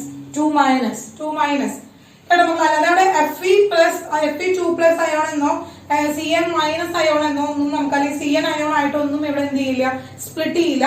കോർഡിനേഷൻ ആ ഒരു സ്ക്വയർ ബ്രാക്കറ്റിന്റെ ഉള്ളിൽ കിടക്കുന്ന അയോൺ, ആ കോർഡിനേഷൻ അയോൺ എന്ന് പറയുന്നത് അല്ലെങ്കിൽ ആ കോംപ്ലക്സ് അയോൺ എന്ന് പറയുന്നത് അവിടെ തന്നെ കിടക്കും. അത് നോട്ട് അല്ലെങ്കിൽ അയോണൈസേഷൻ നടക്കാതെ, അവിടെ കംപ്ലീറ്റ്ലി അയോണൈസേഷൻ നടക്കാതെ അത് ആ ഒരു ഡപ്പയുടെ ഉള്ളിൽ തന്നെ അടച്ചിടും. അപ്പൊ ക്ലിയർ ആയോ മക്കളെ, എന്താണ് ആ ഒരു കോർഡിനേഷൻ കോമ്പൗണ്ട്, എന്താണ് ആ ഡബിൾ സോൾട്ട് തമ്മിലുള്ള മെയിൻ ഡിഫറൻസ് മനസ്സിലായോ?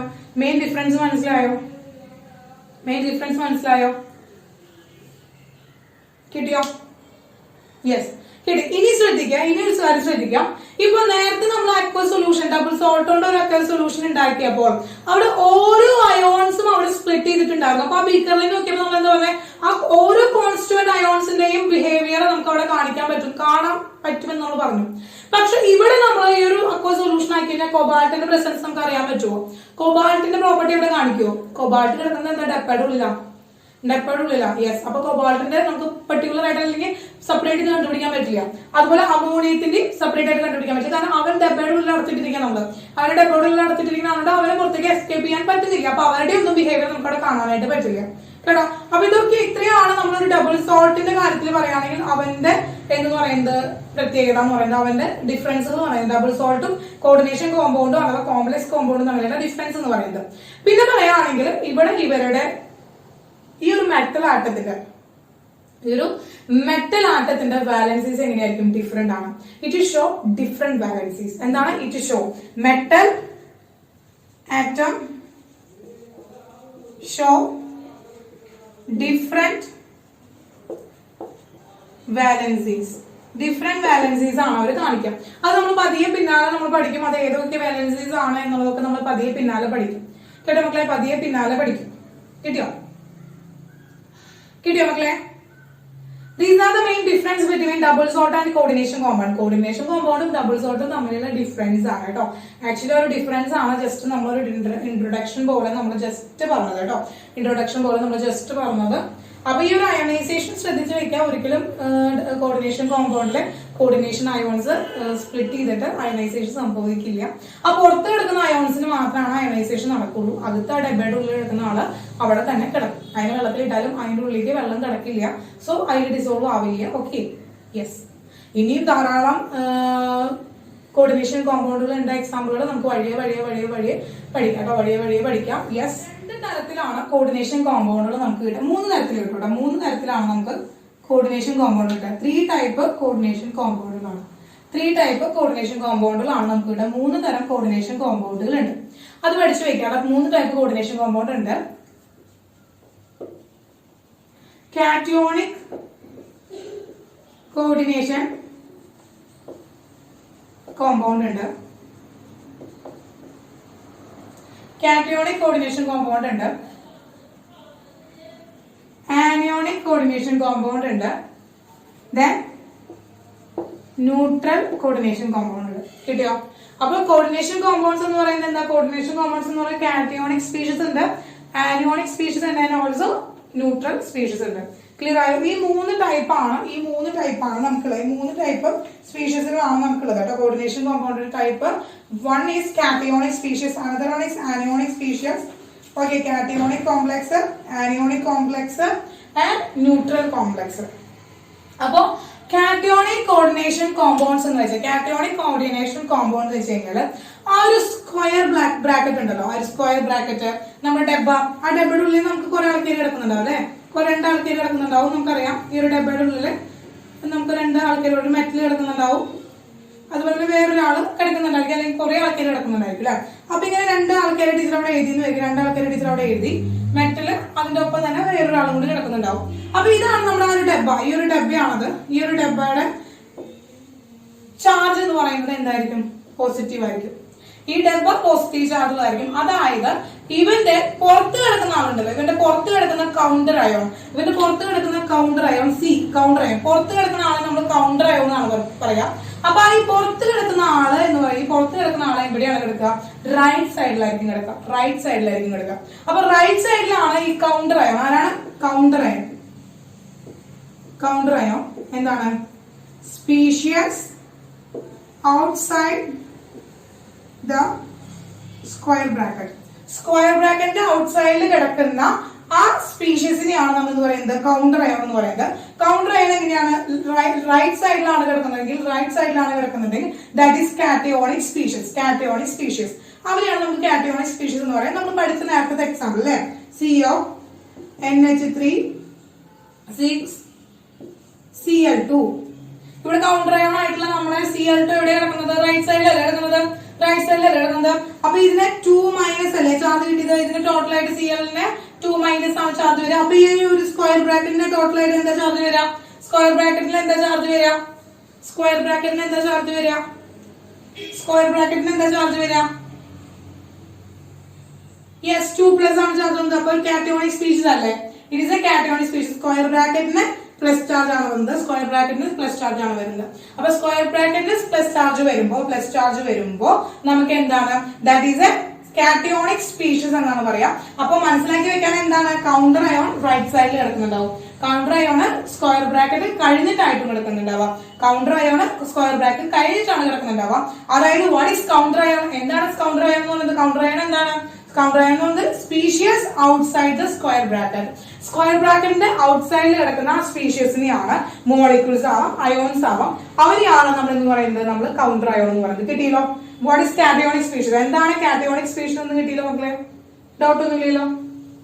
ക്ലിയർ ആയല്ലോ? അപ്പോ അതിനൊരു example CONH3 6Cl2 is an example ആണ്. അതുപോലെ തന്നെ വേറെ എക്സാമ്പിൾസ് പറയുകയാണെങ്കിൽ ഇപ്പോ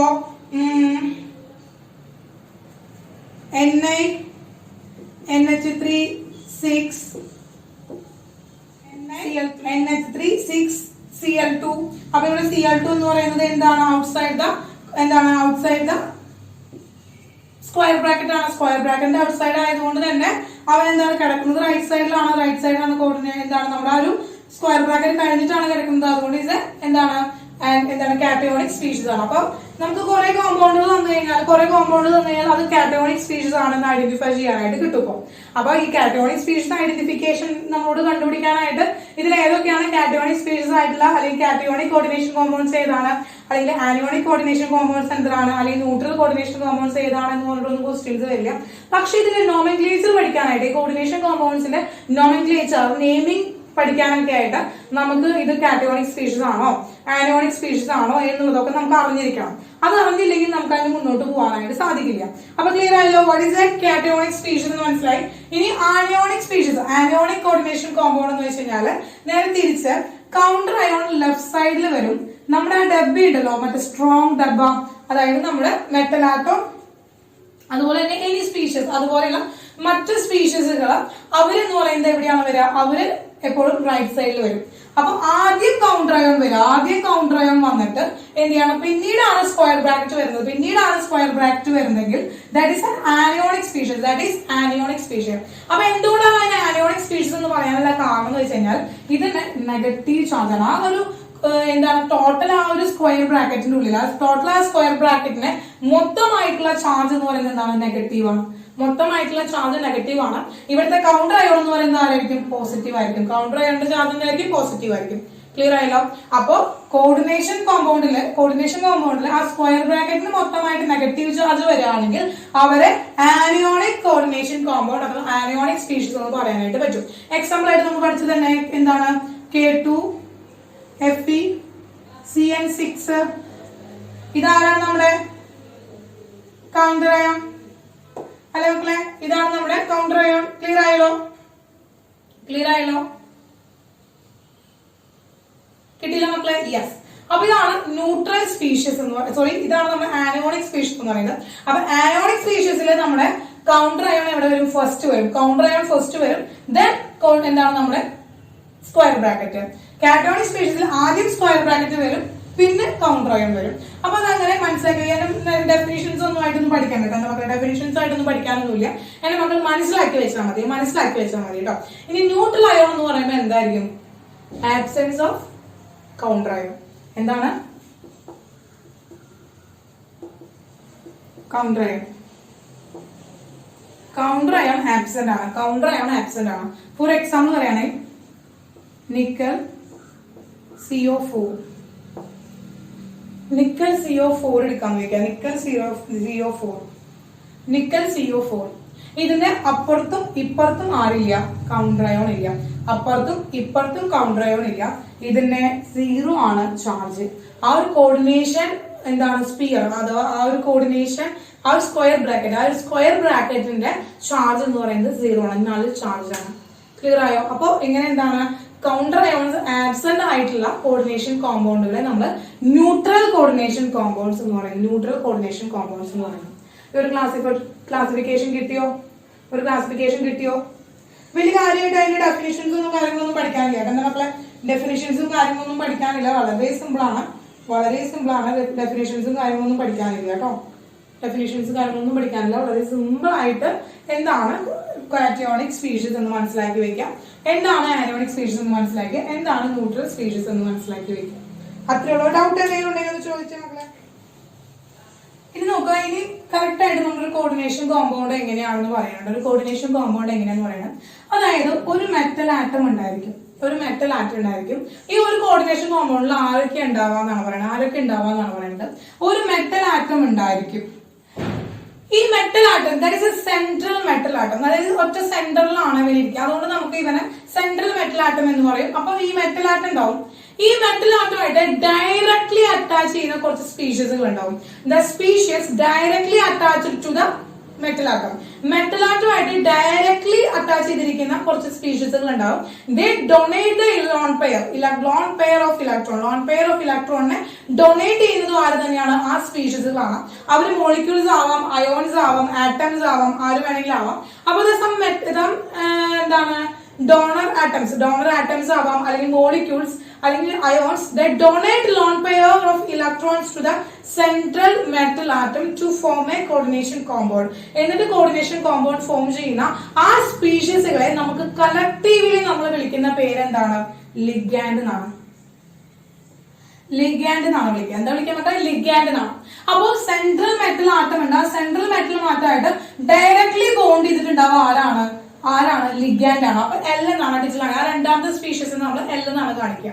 അപ്പൊ ആ ഒരു സ്ക്വയർ ബ്രാക്കറ്റിനുള്ളിൽ, നമ്മൾ ആ ഒരു കോർഡിനേഷൻ കോമ്പൗണ്ടിന്റെ ആ സ്ക്വയർ ബ്രാക്കറ്റിനുള്ളിൽ ഒരു മെറ്റൽ ആറ്റം ഉണ്ടാവും. അതിന് ഡയറക്റ്റ് ആയിട്ട് ലിങ്ക് ചെയ്തിരിക്കുന്ന ഒരു ലിഗാൻഡ് ഉണ്ടാവും. ഡയറക്ട്ലി ലിങ്ക് ചെയ്തിരിക്കുന്ന ഒരു ലിഗാൻഡ് ഉണ്ടായിരിക്കും. ആ ലിഗാൻഡ് ആണ് ആരെന്ന് പറയുന്നത്? എൽ എന്ന് പറയുന്നത്. ഈ എം ആരാണ്? Central metal atom. അപ്പൊ ഈ ലിഗാൻഡ് എന്താണ്? ലിഗാൻഡിന്റെ പേര് എന്താണ്? ഡയറക്ട്ലി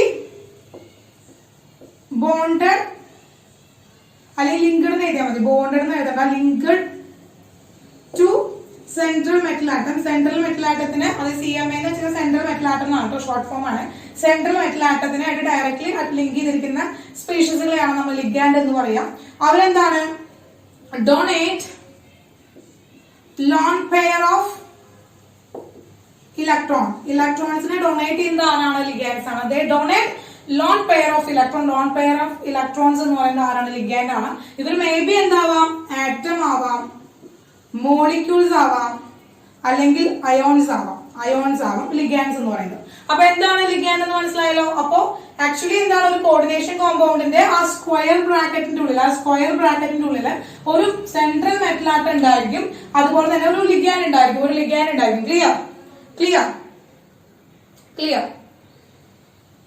ക്ലിയർ ആണോ മക്കളെ? ക്ലിയർ?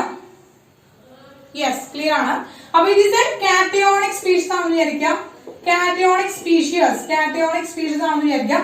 അപ്പൊ there is a counter ion outside of the എന്താണ്? സ്ക്വയർ ബ്രാക്കറ്റിന്റെ ഔട്ട്സൈഡിൽ ഒരു കൗണ്ടർ അയോൺ ഉണ്ടാവും. ആ കൗണ്ടർ അയോൺ എന്ന് പറയുന്നത് എന്താണ്? ആ കൗണ്ടർ അയോൺ എന്ന് പറയുന്നത് the species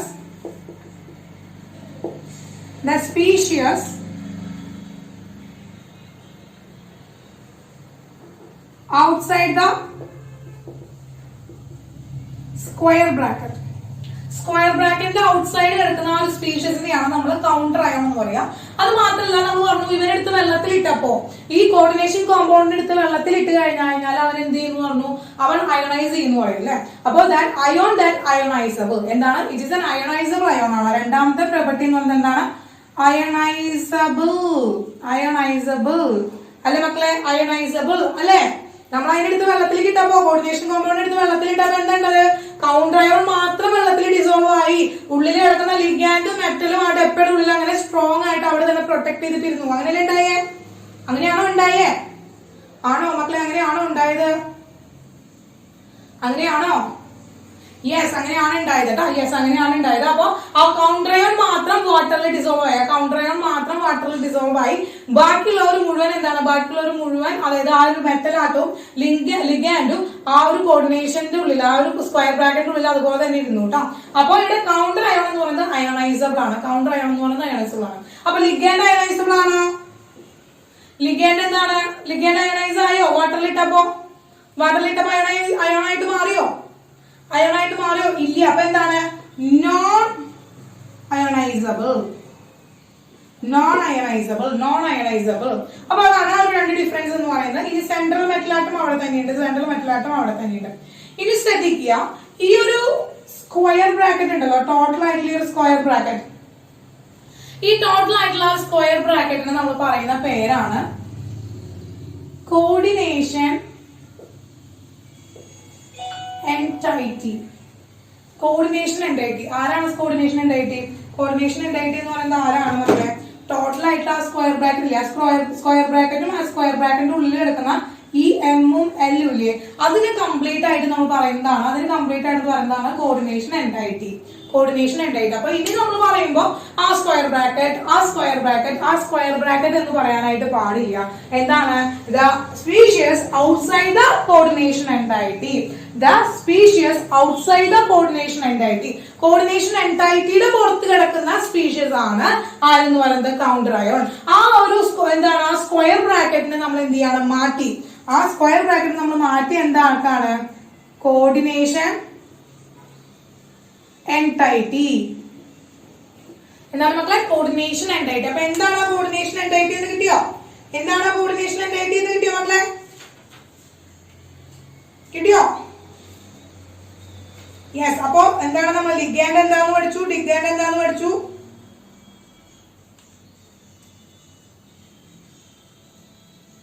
യെസ്. എന്താണ് ലിഗാൻഡ് എന്താന്ന് പഠിച്ചു? കൗണ്ടർ അയോൺ എന്താന്ന് പഠിച്ചു? കോർഡിനേഷൻ എൻറ്റൈറ്റി എന്താന്ന് പഠിച്ചു? അതായത് metal atom and ligand directly linked ആണ്. They are enclosed by a square bracket. ഒരു എൻക്ലോസ് ചെയ്ത ഒരു ക്ലോസ്ഡ് സ്ട്രക്ചറിന്റെ ഉള്ളിലാണ് കാണിക്കുന്നത്. ആ ഒരു എൻക്ലോസ്ഡ് ആയിട്ടുള്ള സ്ക്വയർ ബ്രാക്കറ്റ്സിനെയാണ് നമ്മൾ ടോട്ടൽ ആയിട്ട് കോർഡിനേഷൻ എൻറ്റൈറ്റി എന്ന് പറയുന്നത്. ആ കോർഡിനേഷൻ എൻറ്റൈറ്റിനുള്ളിൽ ആരുണ്ടാവും? സെൻട്രൽ മെറ്റൽ ആറ്റം ഉണ്ടാവും, ലിഗാൻഡ് ഉണ്ടാവും. ആ ഒരു വ്യത്യാസമുള്ളൂ. അപ്പൊ എന്താണ് കോർഡിനേഷൻ എൻറ്റൈറ്റി? നമ്മൾ കോർഡിനേഷൻ സ്പിയർ എന്നും നിങ്ങൾ പറയാറുണ്ട് കേട്ടോ. കോർഡിനേഷൻ എൻറ്റൈറ്റി എന്ന് പറയാറുണ്ട്. ചില ടീച്ചേഴ്സ് അതിന് കോർഡിനേഷൻ സ്പിയർ, അതായത് സ്പിയറിന്റെ ഉള്ളിൽ, അതായത് സ്പിയർ ഇതുപോലെ എന്താണ്? ക്ലോസ്ഡ് ആയിട്ടുള്ളതല്ലേ സ്പിയർ. അപ്പൊ ക്ലോസ് ആയിട്ടുള്ള സ്പിയർ. അപ്പൊ അതുകൊണ്ട് തന്നെ എൻറ്റൈറ്റി എന്ന് പറയുന്നത് പോലെ തന്നെ കോർഡിനേഷൻ സ്പിയർ എന്നും ചില ടീച്ചേഴ്സ് പറയാറുണ്ട്. അപ്പൊ അതും കറക്റ്റ് തന്നെയാണ് കേട്ടോ. അപ്പൊ കോർഡിനേഷൻ, അപ്പൊ ഒരു ടോട്ടൽ ആയിട്ട് ഒരു കോർഡിനേഷൻ കോമ്പൗണ്ട് എന്ന് വെച്ചാൽ ഒരു കോർഡിനേഷൻ എൻറ്റൈറ്റി ഉണ്ടാവും. ആ കോർഡിനേഷൻ എൻറ്റൈറ്റിയിലുള്ള ഒരു മെറ്റൽ ആറ്റം ഉണ്ടായിരിക്കും, ലിഗാൻഡുകൾ ഉണ്ടായിരിക്കും, അതുപോലെ തന്നെ എന്താണ്? ഒരു കൗണ്ടർ അയോൺ ഉണ്ടാവും. കൗണ്ടർ അയോൺ എന്ന് പറയുന്നത് കോർഡിനേഷൻ എൻറ്റൈറ്റിയുടെ റൈറ്റ് സൈഡിൽ വരികയാണെങ്കിൽ that is a cationic species ആണ്. ഇനി കൗണ്ടർ അയോൺ എന്ന് പറയുന്നത് എന്താണ്? കൗണ്ടർ അയോൺ എന്ന് പറയുന്നത് കോർഡിനേഷൻ എൻറ്റൈറ്റിയുടെ ഫ്രണ്ടിൽ വരികയാണെങ്കിൽ അല്ലെങ്കിൽ ലെഫ്റ്റ് സൈഡിൽ വരികയാണെങ്കിൽ ദാറ്റ് ഈസ് എന്താണ്? ആനിയോണിക് സ്പീഷീസ് ആണ്. ഇനി കോർഡിനേഷൻ എൻറ്റൈറ്റിയില് ആബ്സെന്റ് ആണ്. എന്താണ്? കൗണ്ടർ അയോൺ ആബ്സെന്റ് ആണെങ്കിൽ നൾ ചാർജ് ആണ് ആ കോർഡിനേഷൻ എൻറ്റൈറ്റിക്ക് ഉള്ളതെങ്കിൽ അതെന്താണ്? ന്യൂട്രൽ സ്പീഷീസ് ആണ്.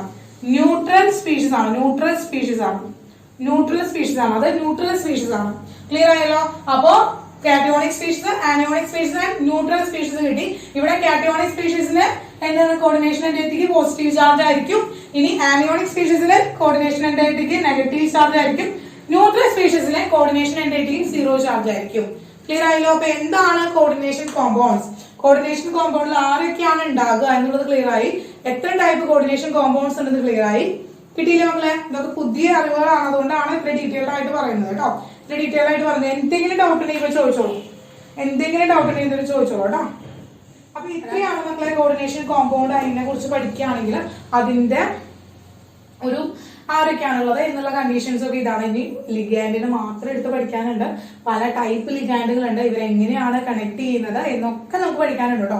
ലിഗാൻഡിനെ കുറിച്ച് പഠിക്കാനുണ്ട്. ലിഗാൻഡുമായിട്ടുള്ള ലിങ്കേജുകളുടെ ബേസ്, എത്ര ലിങ്കേജ് കൊടുക്കുന്നുണ്ടോ ആ ലിങ്കേജുകളുടെ ബേസിസിലൊക്കെ ഇവരെ ക്ലാസിഫൈ ചെയ്തിരിക്കുകയാണെന്നൊക്കെ നമുക്ക് പറയാനുണ്ട്. പക്ഷേ അതൊന്നും നമുക്ക് ഇന്ന് നമ്മൾ ഡിസ്കസ് ചെയ്യുന്നില്ല. ഇന്ന് നമുക്ക് ഇനി പഠിക്കാൻ പഠിക്കാനുള്ളത് ഒരു ചെറിയൊരു കാര്യമാണ്. ചെറിയൊരു കാര്യം എന്ന് വെച്ചാൽ വളരെ ഇമ്പോർട്ടന്റ് ആയിട്ടുള്ള കാര്യമാണ്. അതായത് ഒരു നല്ല ഗ്രേറ്റ് ആയിട്ടുള്ള ഒരു ഗൈ, അല്ലെങ്കിൽ ഗ്രേറ്റ് ആയിട്ടുള്ള ഒരു സയന്റിസ്റ്റ്, അദ്ദേഹമാണ് ഫസ്റ്റ് ആയിട്ട് ഈ ഒരു കോർഡിനേഷൻ കോമ്പൗണ്ടിനെ കുറിച്ച് പഠിച്ച് ഇതിനെ കുറിച്ച് ഒരു തിയറിയാണ്, ഈ തിയറി പറഞ്ഞത് ആ ഒരു സയന്റിസ്റ്റ് ആണ്, ദ ഗ്രേറ്റ് സയന്റിസ്റ്റ്. വളരെ നല്ല കാര്യങ്ങളാണ് അദ്ദേഹം ഈ ഒരു കോർഡിനേഷൻ കോമ്പൗണ്ടിനെ കുറിച്ച് നമുക്ക് തന്നിരിക്കുന്നത്, അല്ലെങ്കിൽ അതിനെ കുറിച്ച് തന്നിരിക്കുന്ന തിയറി എന്നുള്ള വളരെ നല്ല, വളരെ ബ്രീഫ് ആയിട്ടുള്ള കാര്യങ്ങളാണ് അത് പറഞ്ഞത്. വളരെ ബ്രീഫ് ആയിട്ട് ആ കോർഡിനേഷൻ കോമ്പൗണ്ട് നമ്മുടെ ഉള്ളിലേക്ക് എത്തിച്ചിരിക്കുകയാണ്. ആ സയന്റിസ്റ്റ് ആണ് നമ്മുടെ വെർണിയർ എന്ന് പറഞ്ഞിട്ടുള്ള ഒരു സയന്റിസ്റ്റ് ആണ്. വെർണിയേഴ്സ് തിയറി ആണ് നമ്മൾ അടുത്ത് പറയാനായിട്ട് പോകുന്നത് കേട്ടോ. വെർണിയേഴ്സ് തിയറി ആണ്. അപ്പോ അതിനു മുമ്പ് നമുക്ക് ഇതൊക്കെ ഒന്ന് മാച്ചിട്ട് ഫ്രഷ് ആയിട്ട് വരാം. ഓക്കെ, ഒന്ന് മാച്ച് മക്കള് മൈൻഡിൽ നിന്നൊക്കെ മാച്ചൊന്ന് ഫ്രഷ് ആയിട്ടിരുന്നോ കേട്ടോ. മൈൻഡിൽ നിന്ന് മാച്ച് കളയാൻ ഉദ്ദേശിച്ചു കഴിഞ്ഞാല് ഒക്കെ ദൂരെ കളയാനല്ല വന്നത്, ടയേർഡായി കുറെ പഠിച്ചു എന്നുള്ള ആ ഒരു കാര്യം. കുറെ ആയി, ഒരു 1.5 മണിക്കൂറായി കണ്ടിന്യൂസ് ആയിട്ട് കേട്ടിരിക്കുന്നു എന്ന് പറഞ്ഞിട്ടുള്ള ആ ചിന്തകൾ മാറ്റാനാണ് പറഞ്ഞത്. കോർഡിനേഷൻ കോമ്പൗണ്ട് മാറ്റില്ലേ, അത് അവിടെ തന്നെ ഉണ്ടാവണേ. കാരണം അവന്റെ കാര്യമാണല്ലോ പറയാൻ പോണത്. അപ്പൊ അവനെ കുറിച്ചൊന്നും അറിയാണ്ട് ഇരിക്കുകയാണെങ്കിൽ കാര്യമില്ല. അപ്പൊ നോക്കുക, നമുക്ക് തുടങ്ങാം മക്കളെ. Ready?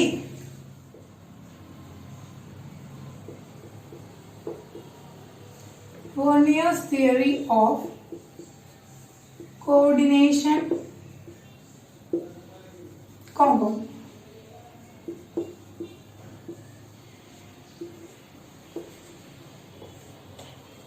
Verniers theory of coordination compound. Coordination കോമ്പൗണ്ടിന്റെ തിയറി, അതായത് കോർഡിനേഷൻ കോമ്പൗണ്ടിനെ ആദ്യമായിട്ട് ഒരു തിയറി പ്രപ്പോസ് ചെയ്ത ആരാണ്? വെർണിയർ എന്ന് പറഞ്ഞത് ഗ്രേറ്റ് സയന്റിസ്റ്റ് ആണ് കേട്ടോ.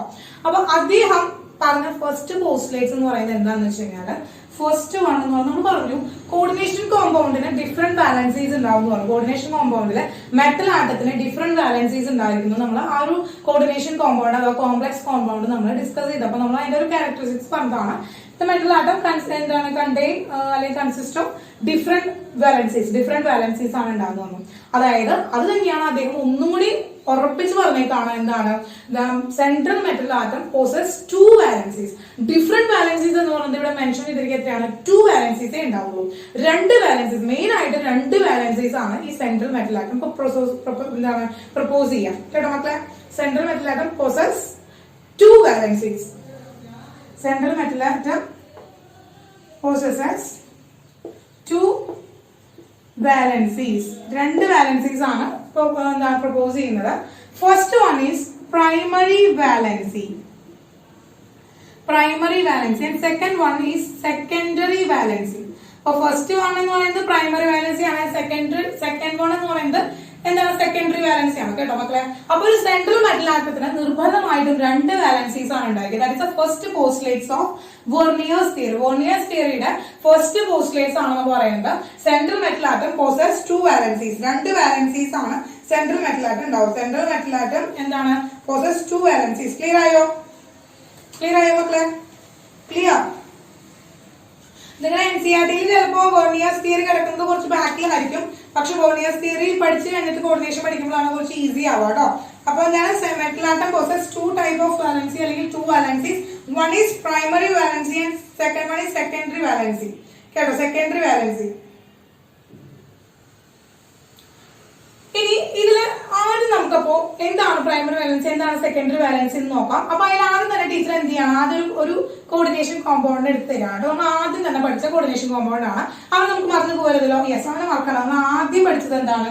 നമ്മൾ പഠിച്ചത് കൊബാൾട്ട്, അമോണിയ 6 NCl2. ഇവനാണ് നമ്മൾ ആദ്യമായിട്ട് പരിചയപ്പെട്ട കോർഡിനേഷൻ കോമ്പൗണ്ട് എന്ന് പറയുന്നത്. അപ്പൊ അവന് തന്നെ നമ്മൾ എടുത്തു. ഇനി നോക്കുക, ഇവിടെ എത്ര ലിഗാൻഡ് ആണ് directly attached to the central metal atom? Central metal ആറ്റമായിട്ട് എത്ര ലിഗാൻഡുകളാണ് ഡയറക്റ്റ് ആയിട്ട് അറ്റാച്ച് ചെയ്തിരിക്കുന്നത്? അതായത് എത്ര ലിഗാൻഡ് ഉണ്ട്? ടോട്ടൽ 6 ആണ് അല്ലെ? യെസ്, ടോട്ടൽ 6 ആണ്. അപ്പൊ total 6 ligands directly attached to the central metal atom. Central metal ആറ്റമായിട്ട് ഡയറക്ട്ലി അറ്റാച്ച് ചെയ്തിരിക്കുന്നതാണ്. സെൻട്രൽ മെറ്റൽ ആറ്റമായിട്ട് ഡയറക്ട്ലി അറ്റാച്ച് ചെയ്തിരിക്കുകയാണ്. ദാറ്റ് ഈസ് എന്താണ്? ആ നമ്പറിനെയാണ് the number of species directly attached to the central metal atom. ആ നമ്പറിനെയാണ് നമ്മൾ സെക്കൻഡറി വാലൻസി എന്ന് പറയുന്നത് കേട്ടോ. പ്രൈമറി അല്ലെങ്കിൽ സെക്കൻഡറി വാലൻസി. സെക്കൻഡറി വാലൻസി എന്ന് വെച്ചാൽ എന്താ മക്കളെ? Number of species directly linked to the central metal atom. Central metal ആറ്റമായിട്ട് ഡയറക്റ്റ് ആയിട്ട് ലിങ്ക് ചെയ്തിരിക്കുന്ന ആ സ്പീഷീസുകൾ, അതായത് എന്താണ് ആ സ്പീഷീസുകൾ നമ്മൾ കളക്റ്റീവ്ലി എന്താ വിളിക്കുക? ആ ഡയറക്ട്ലി കാർബൺ സെൻട്രൽ മെറ്റൽ ആറ്റമായിട്ട് ലിങ്ക് ചെയ്തിരിക്കുന്ന ആ സ്പീഷീസ് നമ്മൾ എന്താ പേര് പഠിച്ചേ? എന്ത് പേരാ പഠിച്ചേ? എന്തെന്നാ അവർ അറിയപ്പെടുക? ആ സ്പീഷീസുകൾ നമ്മൾ എന്ത് പേരിൽ അറിയപ്പെടുന്നത്? Yes, very good, ligands. അപ്പൊ എന്താണ്? Number of ligands. അപ്പൊ ആ നമ്പർ ഓഫ് ലിഗാൻസ് ആണ്. അപ്പൊ എത്ര ലിഗാൻഡുകൾ ഉണ്ട്? അതാണ് ഇവിടുത്തെ സെക്കൻഡറി വാലൻസി എന്ന് പറയുന്നത്. അപ്പൊ what is the secondary valency of this compound? ഈ കോമ്പൗണ്ട് സെക്കൻഡറി വാലൻസി എത്രയാണ് മക്കളെ? ഈ കോമ്പൗണ്ട് സെക്കൻഡറി വാലൻസി എത്രയാണ്? യെസ്, ബ്ലർ ആണോ മക്കളെ?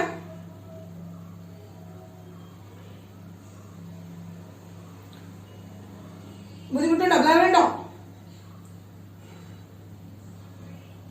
ഇടയ്ക്ക് ബ്ലർ ആണല്ലേ? ഓക്കെ, ക്ലിയർ ആണില്ലേ? Okay okay. അപ്പൊ സെക്കൻഡറി വാലൻസി കറക്റ്റ് ആണ് മക്കളെ. എത്രയാണ്? 6 ആണ്. യെസ്, 6 ആണ് ഇവിടുത്തെ സെക്കൻഡറി വാലൻസി. സെക്കൻഡറി വാലൻസി 6 ആണ്. Number of species directly attach to the central metal atom. Central metal atom direct ആയിട്ട് അറ്റാച്ച് ചെയ്തിരിക്കുന്ന ആ സ്പീഷീസുകളുടെ ടോട്ടൽ നമ്പർ, അതുപോലെ അതായത് ടോട്ടൽ നമ്പർ ഓഫ് ലിഗാൻസ് എന്ന് പറയുന്നതാണ് സെക്കൻഡറി വാലൻസി എന്ന് പറയുന്നത്. അപ്പൊ ഇവിടെ സെക്കൻഡറി വാലൻസി 6 ആണ്. ഇനി what about the primary valency എന്ന് വെച്ച് കഴിഞ്ഞാൽ അതുപോലെ തന്നെ എന്താണ്? Number of counter ions. Counter അയോൺസിന്റെ നമ്പർ, അതായത് ഇൻഡയറക്ട്ലി ലിങ്ക് ചെയ്യുന്നതാണ് ഈ കൗണ്ടർ അയോൺസ് എന്ന് പറയുന്നത്. അപ്പോൾ നമ്പർ ഓഫ് എന്താണ്? നമ്പർ ഓഫ് എന്താണ്? Ionisable species. അയണൈസബിൾ സ്പീഷീസിന്റെ നമ്പർ, അതായത് കൗണ്ടർ അയോണിന്റെ നമ്പർ. അപ്പൊ നമ്മൾ അയണൈസബിൾ സ്പീഷീസിന്റെ നമ്പർ ആണ് അവിടുത്തെ പ്രൈമറി വാലൻസി എന്ന് പറയുന്നത്. പക്ഷെ നമുക്ക് അതിന് സിമ്പിൾ ആയിട്ട് എന്ന് പറയാം number of counter ions. Counter ions എത്ര ഉണ്ട് അതാണ് അവിടുത്തെ എന്തെന്ന് പറയുന്നത്? പ്രൈമറി വാലൻസി എന്ന് പറയുന്നത്. ക്ലിയർ ആയോ മക്കളെ? അപ്പോ നമ്പർ ഓഫ് കൗണ്ടർ അയോൺ, അപ്പോ അല്ലെങ്കിൽ എന്താണ്? Ionisable species. അയണൈസബിൾ സ്പീഷീസിന്റെ നമ്പർ എന്ന് നമുക്ക് പറയാനായിട്ട് that is A primary valency. അങ്ങനെയാണെങ്കിൽ ഇവന്റെ പ്രൈമറി വാലൻസി എത്രയാ? What is the primary valency of this compound? ഇവിടെ എത്ര കൗണ്ടർ അയോൺ ഉണ്ട്? ഇവിടെ എത്ര കൗണ്ടർ അയോൺ ഉണ്ട്? ഇവിടെ എത്ര കൗണ്ടർ അയോൺ ഉണ്ട് മക്കളെ? എത്ര കൗണ്ടർ അയോൺ ഉണ്ട് മക്കളെ? Yes, there is a 2 counter ion. There is a എന്താണ്? Primary valency. Primary valency. അപ്പൊ ഇതിന് ഇത്തിരി ഭംഗിയായിട്ട് ഇത് വേറൊരു കോമ്പൗണ്ടിൽ ഇത് തരാണെങ്കിൽ ശ്രദ്ധിക്കാം. CO, Cl2, NH3, 4, Cl2. വേറൊരു കോമ്പൗണ്ട്, വേറൊരു കോർഡിനേഷൻ കോമ്പൗണ്ട് തരാണ്. വേറൊരു കോർഡിനേഷൻ കോമ്പൗണ്ട് തരാണ് കേട്ടോ. മറ്റൊരു കോർഡിനേഷൻ കോമ്പൗണ്ട് ആണ് മക്കളെ. ഈ ഒരു കോർഡിനേഷൻ കോമ്പൗണ്ടിന്റെ സെക്കൻഡറി വാലൻസി എത്ര? പ്രൈമറി വാലൻസി എത്ര? അപ്പൊ ആദ്യം പ്രൈമറി വാലൻസി എന്ന് പറഞ്ഞ മക്കള്, ആദ്യം പ്രൈമറി വാലൻസി എന്ന് പറഞ്ഞ number of primary valency. Primary valency എത്രയാണ് പ്രൈമറി വാലൻസി? യെസ്, എത്ര കൗണ്ടർ അയോൺ ഉണ്ട്? 2 കൗണ്ടർ അയോൺ. യെസ്, അപ്പൊ 2 ആണ് പ്രൈമറി വാലൻസി. ഇനി നോക്കുക ടോട്ടൽ എത്ര ലിഗാൻഡ് ഉണ്ട്? 4 അമോണിയ ഉണ്ട്, 2 ക്ലോറിൻ ഉണ്ട്. അപ്പൊ ടോട്ടൽ എന്താ? 4 + 2 = എന്താണ്? 4 + 2 ആണ്. 4 + 2 = 6 ആണ് ഇവിടുത്തെ എന്ന് പറയുന്നത് സെക്കൻഡറി വാലൻസി എന്ന് പറയുന്നത്. അപ്പൊ എന്താണ് സെക്കൻഡറി വാലൻസി, എന്താണ് പ്രൈമറി വാലൻസി എന്ന് ക്ലിയർ ആയല്ലോ. അപ്പൊ സെക്കൻഡറി വാലൻസി, പ്രൈമറി വാലൻസി വളരെ ഇമ്പോർട്ടന്റ് ആണ്. ഇനി ഈ സെക്കൻഡറി വാലൻസിനെ തന്നെയാണ് നമ്മൾ എന്ത് പറയുന്നത്? കോർഡിനേഷൻ നമ്പർ എന്ന് പറയുന്നത്. ഈ സെക്കൻഡറി വാലൻസി തന്നെയാണ് കോർഡിനേഷൻ നമ്പർ എന്നും നമ്മൾ അറിയപ്പെടുന്നത് കേട്ടോ. അപ്പൊ കോർഡിനേഷൻ നമ്പർ എന്താണെന്ന് ചോദിച്ചിട്ടും ക്വസ്റ്റ്യൻസ് വരും. അപ്പോൾ ചിലപ്പോൾ സെക്കൻഡറി വാലൻസി എന്താണെന്ന് ആവില്ല ക്വസ്റ്റ്യൻ വരാം. ഡയറക്റ്റ് ആയിട്ട് coordination number of this coordination compound, ഈ കോർഡിനേഷൻ കോമ്പൗണ്ടിന്റെ കോർഡിനേഷൻ നമ്പർ എത്രയാണെന്നാണ് നമ്മളോട് ക്വസ്റ്റ്യൻ ചോദിക്കുക. അതായത് എത്ര ലിഗാൻഡുകളാണ് കോർഡിനേഷൻ എന്താണ് നമ്മൾ കോംപ്ലക്സ് സെൻട്രൽ മെറ്റൽ ആറ്റമായിട്ട് ഡയറക്ട്ലി ലിങ്ക് ചെയ്തിരിക്കുന്നത്, അതിനെയാണ് നമ്മൾ കോർഡിനേഷൻ നമ്പർ എന്ന് പറയാം. ആ number of ligands directly linked to the central metal atom. Central metal ആറ്റത്തിന് എന്താണ്? സെൻട്രൽ മെറ്റൽ ആറ്റമായിട്ട് ഡയറക്റ്റ് ആയിട്ട് എത്ര ലിഗാൻഡുകൾ ലിങ്ക് ചെയ്തിട്ടുണ്ട് ആ നമ്പറിനെയാണ് നമ്മൾ കോർഡിനേഷൻ നമ്പർ എന്ന് പറയാം. അപ്പൊ ആ കോർഡിനേഷൻ നമ്പർ ആണ് ഫസ്റ്റ് നമ്മൾ എന്താണ് സെക്കൻഡറി വാലൻസി ആയിട്ട് പറയാം. ഇനി പ്രൈമറി വാലൻസി എന്ന് പറഞ്ഞു കഴിഞ്ഞാൽ ആ സെൻട്രൽ മെറ്റൽ ആറ്റത്തിന്റെ ഓക്സിഡേഷൻ സ്റ്റേറ്റിനാണ് പറയാം. ഓക്സിഡേഷൻ സ്റ്റേറ്റ് ഉണ്ടല്ലോ, oxidation state of metal atom, central metal atom, അതിനെയാണ് ആര് ഇൻഡിക്കേറ്റ് ചെയ്യുക? പ്രൈമറി വാലൻസി നമ്മൾ ഇൻഡിക്കേറ്റ് ചെയ്യാം. ക്ലിയർ ആയല്ലോ? അപ്പൊ കോർഡിനേഷൻ കോമ്പൗണ്ട് എന്താന്ന് പഠിച്ചു, കോർഡിനേഷൻ കോമ്പൗണ്ട് ഡബിൾ സോൾട്ട് എന്താന്ന് പഠിച്ചു, അവർ തമ്മിലുള്ള ഡിഫറൻസുകൾ മനസ്സിലാക്കി, ഒരു കോർഡിനേഷൻ കോമ്പൗണ്ടിന്റെ സ്ട്രക്ചർ എങ്ങനെയാണെന്ന് പഠിച്ചു, ഡിഫറെന്റ് ടൈപ്പ് കോർഡിനേഷൻ കോമ്പൗണ്ട്സ് എന്ന് പഠിച്ചു, cationic species, anionic species, neutral species എന്ന് പഠിച്ചു. ദെൻ അവരുടെ വാലൻസീസ് പഠിച്ചു. വോർണിയേഴ്സ് തിയറിയുടെ ഫസ്റ്റ് എന്താണ് പോസ്റ്റുലേറ്റ്സ് നമ്മൾ പഠിച്ചു കേട്ടോ. ഫസ്റ്റ് പോസ്റ്റുലേറ്റ്സ് നമ്മൾ പഠിച്ചു കഴിഞ്ഞു. ക്ലിയർ ആയല്ലോ? ഫസ്റ്റ് പോസ്റ്റുലേറ്റ്സ് ആണ് പഠിച്ചത് primary valency and secondary valency. ഇനി ശ്രദ്ധിക്കുക, ഇനി അപ്പോ അതിനുശേഷം ടീച്ചർ പറയുകയാണെങ്കിൽ ഇപ്പൊ ഒരു കോമ്പൗണ്ട് കേട്ടോ, ഇപ്പൊ നോക്കുക, ശ്രദ്ധിക്കുക മക്കളെ. ഇനി ഈ ഒരു കോമ്പൗണ്ടിൽ ഇവിടെ വേറൊരു കാര്യം സെക്കൻഡ് ആയിട്ട് പറയുന്ന ഒരു കാര്യം എന്താണെന്ന് വെച്ചാല്, ഇപ്പൊ നമുക്കറിയാം ഇവിടെ കൊബാൾട്ട് ഉണ്ട്, 6 അമോണിയ ഉണ്ട്, ക്ലോറിൻ ഉണ്ട് കേട്ടോ. അപ്പൊ ഇവിടെ ഈ കൊബാൾട്ടിന് ചുറ്റും ഈ അമോണിയ ഒരു റെഗുലർ അറേഞ്ച്മെന്റ് ആണ് കാണിക്കുക. ഒരു റെഗുലർ അറേഞ്ച്മെന്റിലൂടെയാണ് എന്തുണ്ടാവുക, ഈ ലിഗാൻഡുകൾ എന്ത് ചെയ്യുക, സറൗണ്ട് ചെയ്യുക. ദ ലിഗാൻഡുകൾ are linked with a central metal atom in a regular characteristics arrangement ആണ്. ഒരു റെഗുലർ അറേഞ്ച്മെന്റ് ആണ്, അല്ലെങ്കിൽ ഒരു പെർട്ടിക്കുലർ അറേഞ്ച്മെന്റിലൂടെയാണ് സെൻട്രൽ മെറ്റൽ ആറ്റമായിട്ട് ഇവരെ ചുറ്റും അറേഞ്ച് ചെയ്തിട്ടുണ്ടായിരിക്കാം. എന്താണ് മക്കളെ? അപ്പൊ കൊബാൾട്ട് ഇവിടെ എങ്ങനെയാണ്, 6 അമോണിയ ഉണ്ടല്ലോ, ഈ 6 അമോണിയം എന്ത് ചെയ്യാണ്, കറക്റ്റ് എന്താണ്, വളരെ റെഗുലർ ആയിട്ട് വളരെ ക്യാരക്ടറിസ്റ്റിക്സ് അറേഞ്ച്മെന്റിലൂടെയാണ് അറേഞ്ച് ചെയ്തിട്ടുണ്ടാവുക. ഇവിടെ എന്താണ്, ഇവിടെ NH3 ഉണ്ടായിരിക്കും, അല്ലെങ്കിൽ തോന്നിയ പോലെയല്ല, കറക്റ്റ് റെഗുലർ ആയിട്ടാണ്. ഈ റെഗുലർ ആയിട്ടുള്ള അറേഞ്ച്മെന്റ് ആണ് ഉണ്ടാവുക. ഇങ്ങനെ ഈ റെഗുലർ ആയിട്ട് സെൻട്രൽ മെറ്റൽ ആറ്റത്തിന് ചുറ്റും എന്താണ് നമ്മുടെ ലിഗാൻഡുകൾ അറേഞ്ച് ചെയ്യുന്ന ആ ഒരു അറേഞ്ച്മെന്റിനാണ് നമ്മൾ കോർഡിനേഷൻ പോളിഹെഡ്ര എന്ന് പറയാം. എന്താണ് വിളിക്കുക മക്കളെ? കോർഡിനേഷൻ അറേഞ്ച്മെന്റിനാണ് നമ്മൾ കോർഡിനേഷൻ പോളിഹെഡ്ര എന്ന് വിളിക്കുക കേട്ടോ.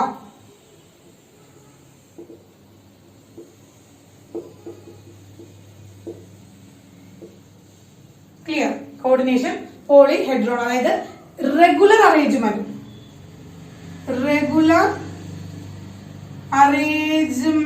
Of ligands around the central metal atom. Central metal ആറ്റത്തിന് ചുറ്റുമായിട്ട് എങ്ങനെയാണ്, സെൻട്രൽ മെറ്റൽ ആറ്റത്തിന് ചുറ്റുമായിട്ട് ഈ ലിഗാൻഡുകൾ റെഗുലർ ആയിട്ട് അറേഞ്ച് ചെയ്തിരിക്കുക. അതിനെയാണ് നമ്മൾ കോർഡിനേഷൻ പോളിഹെഡ്രോൺ എന്ന് പറയാം.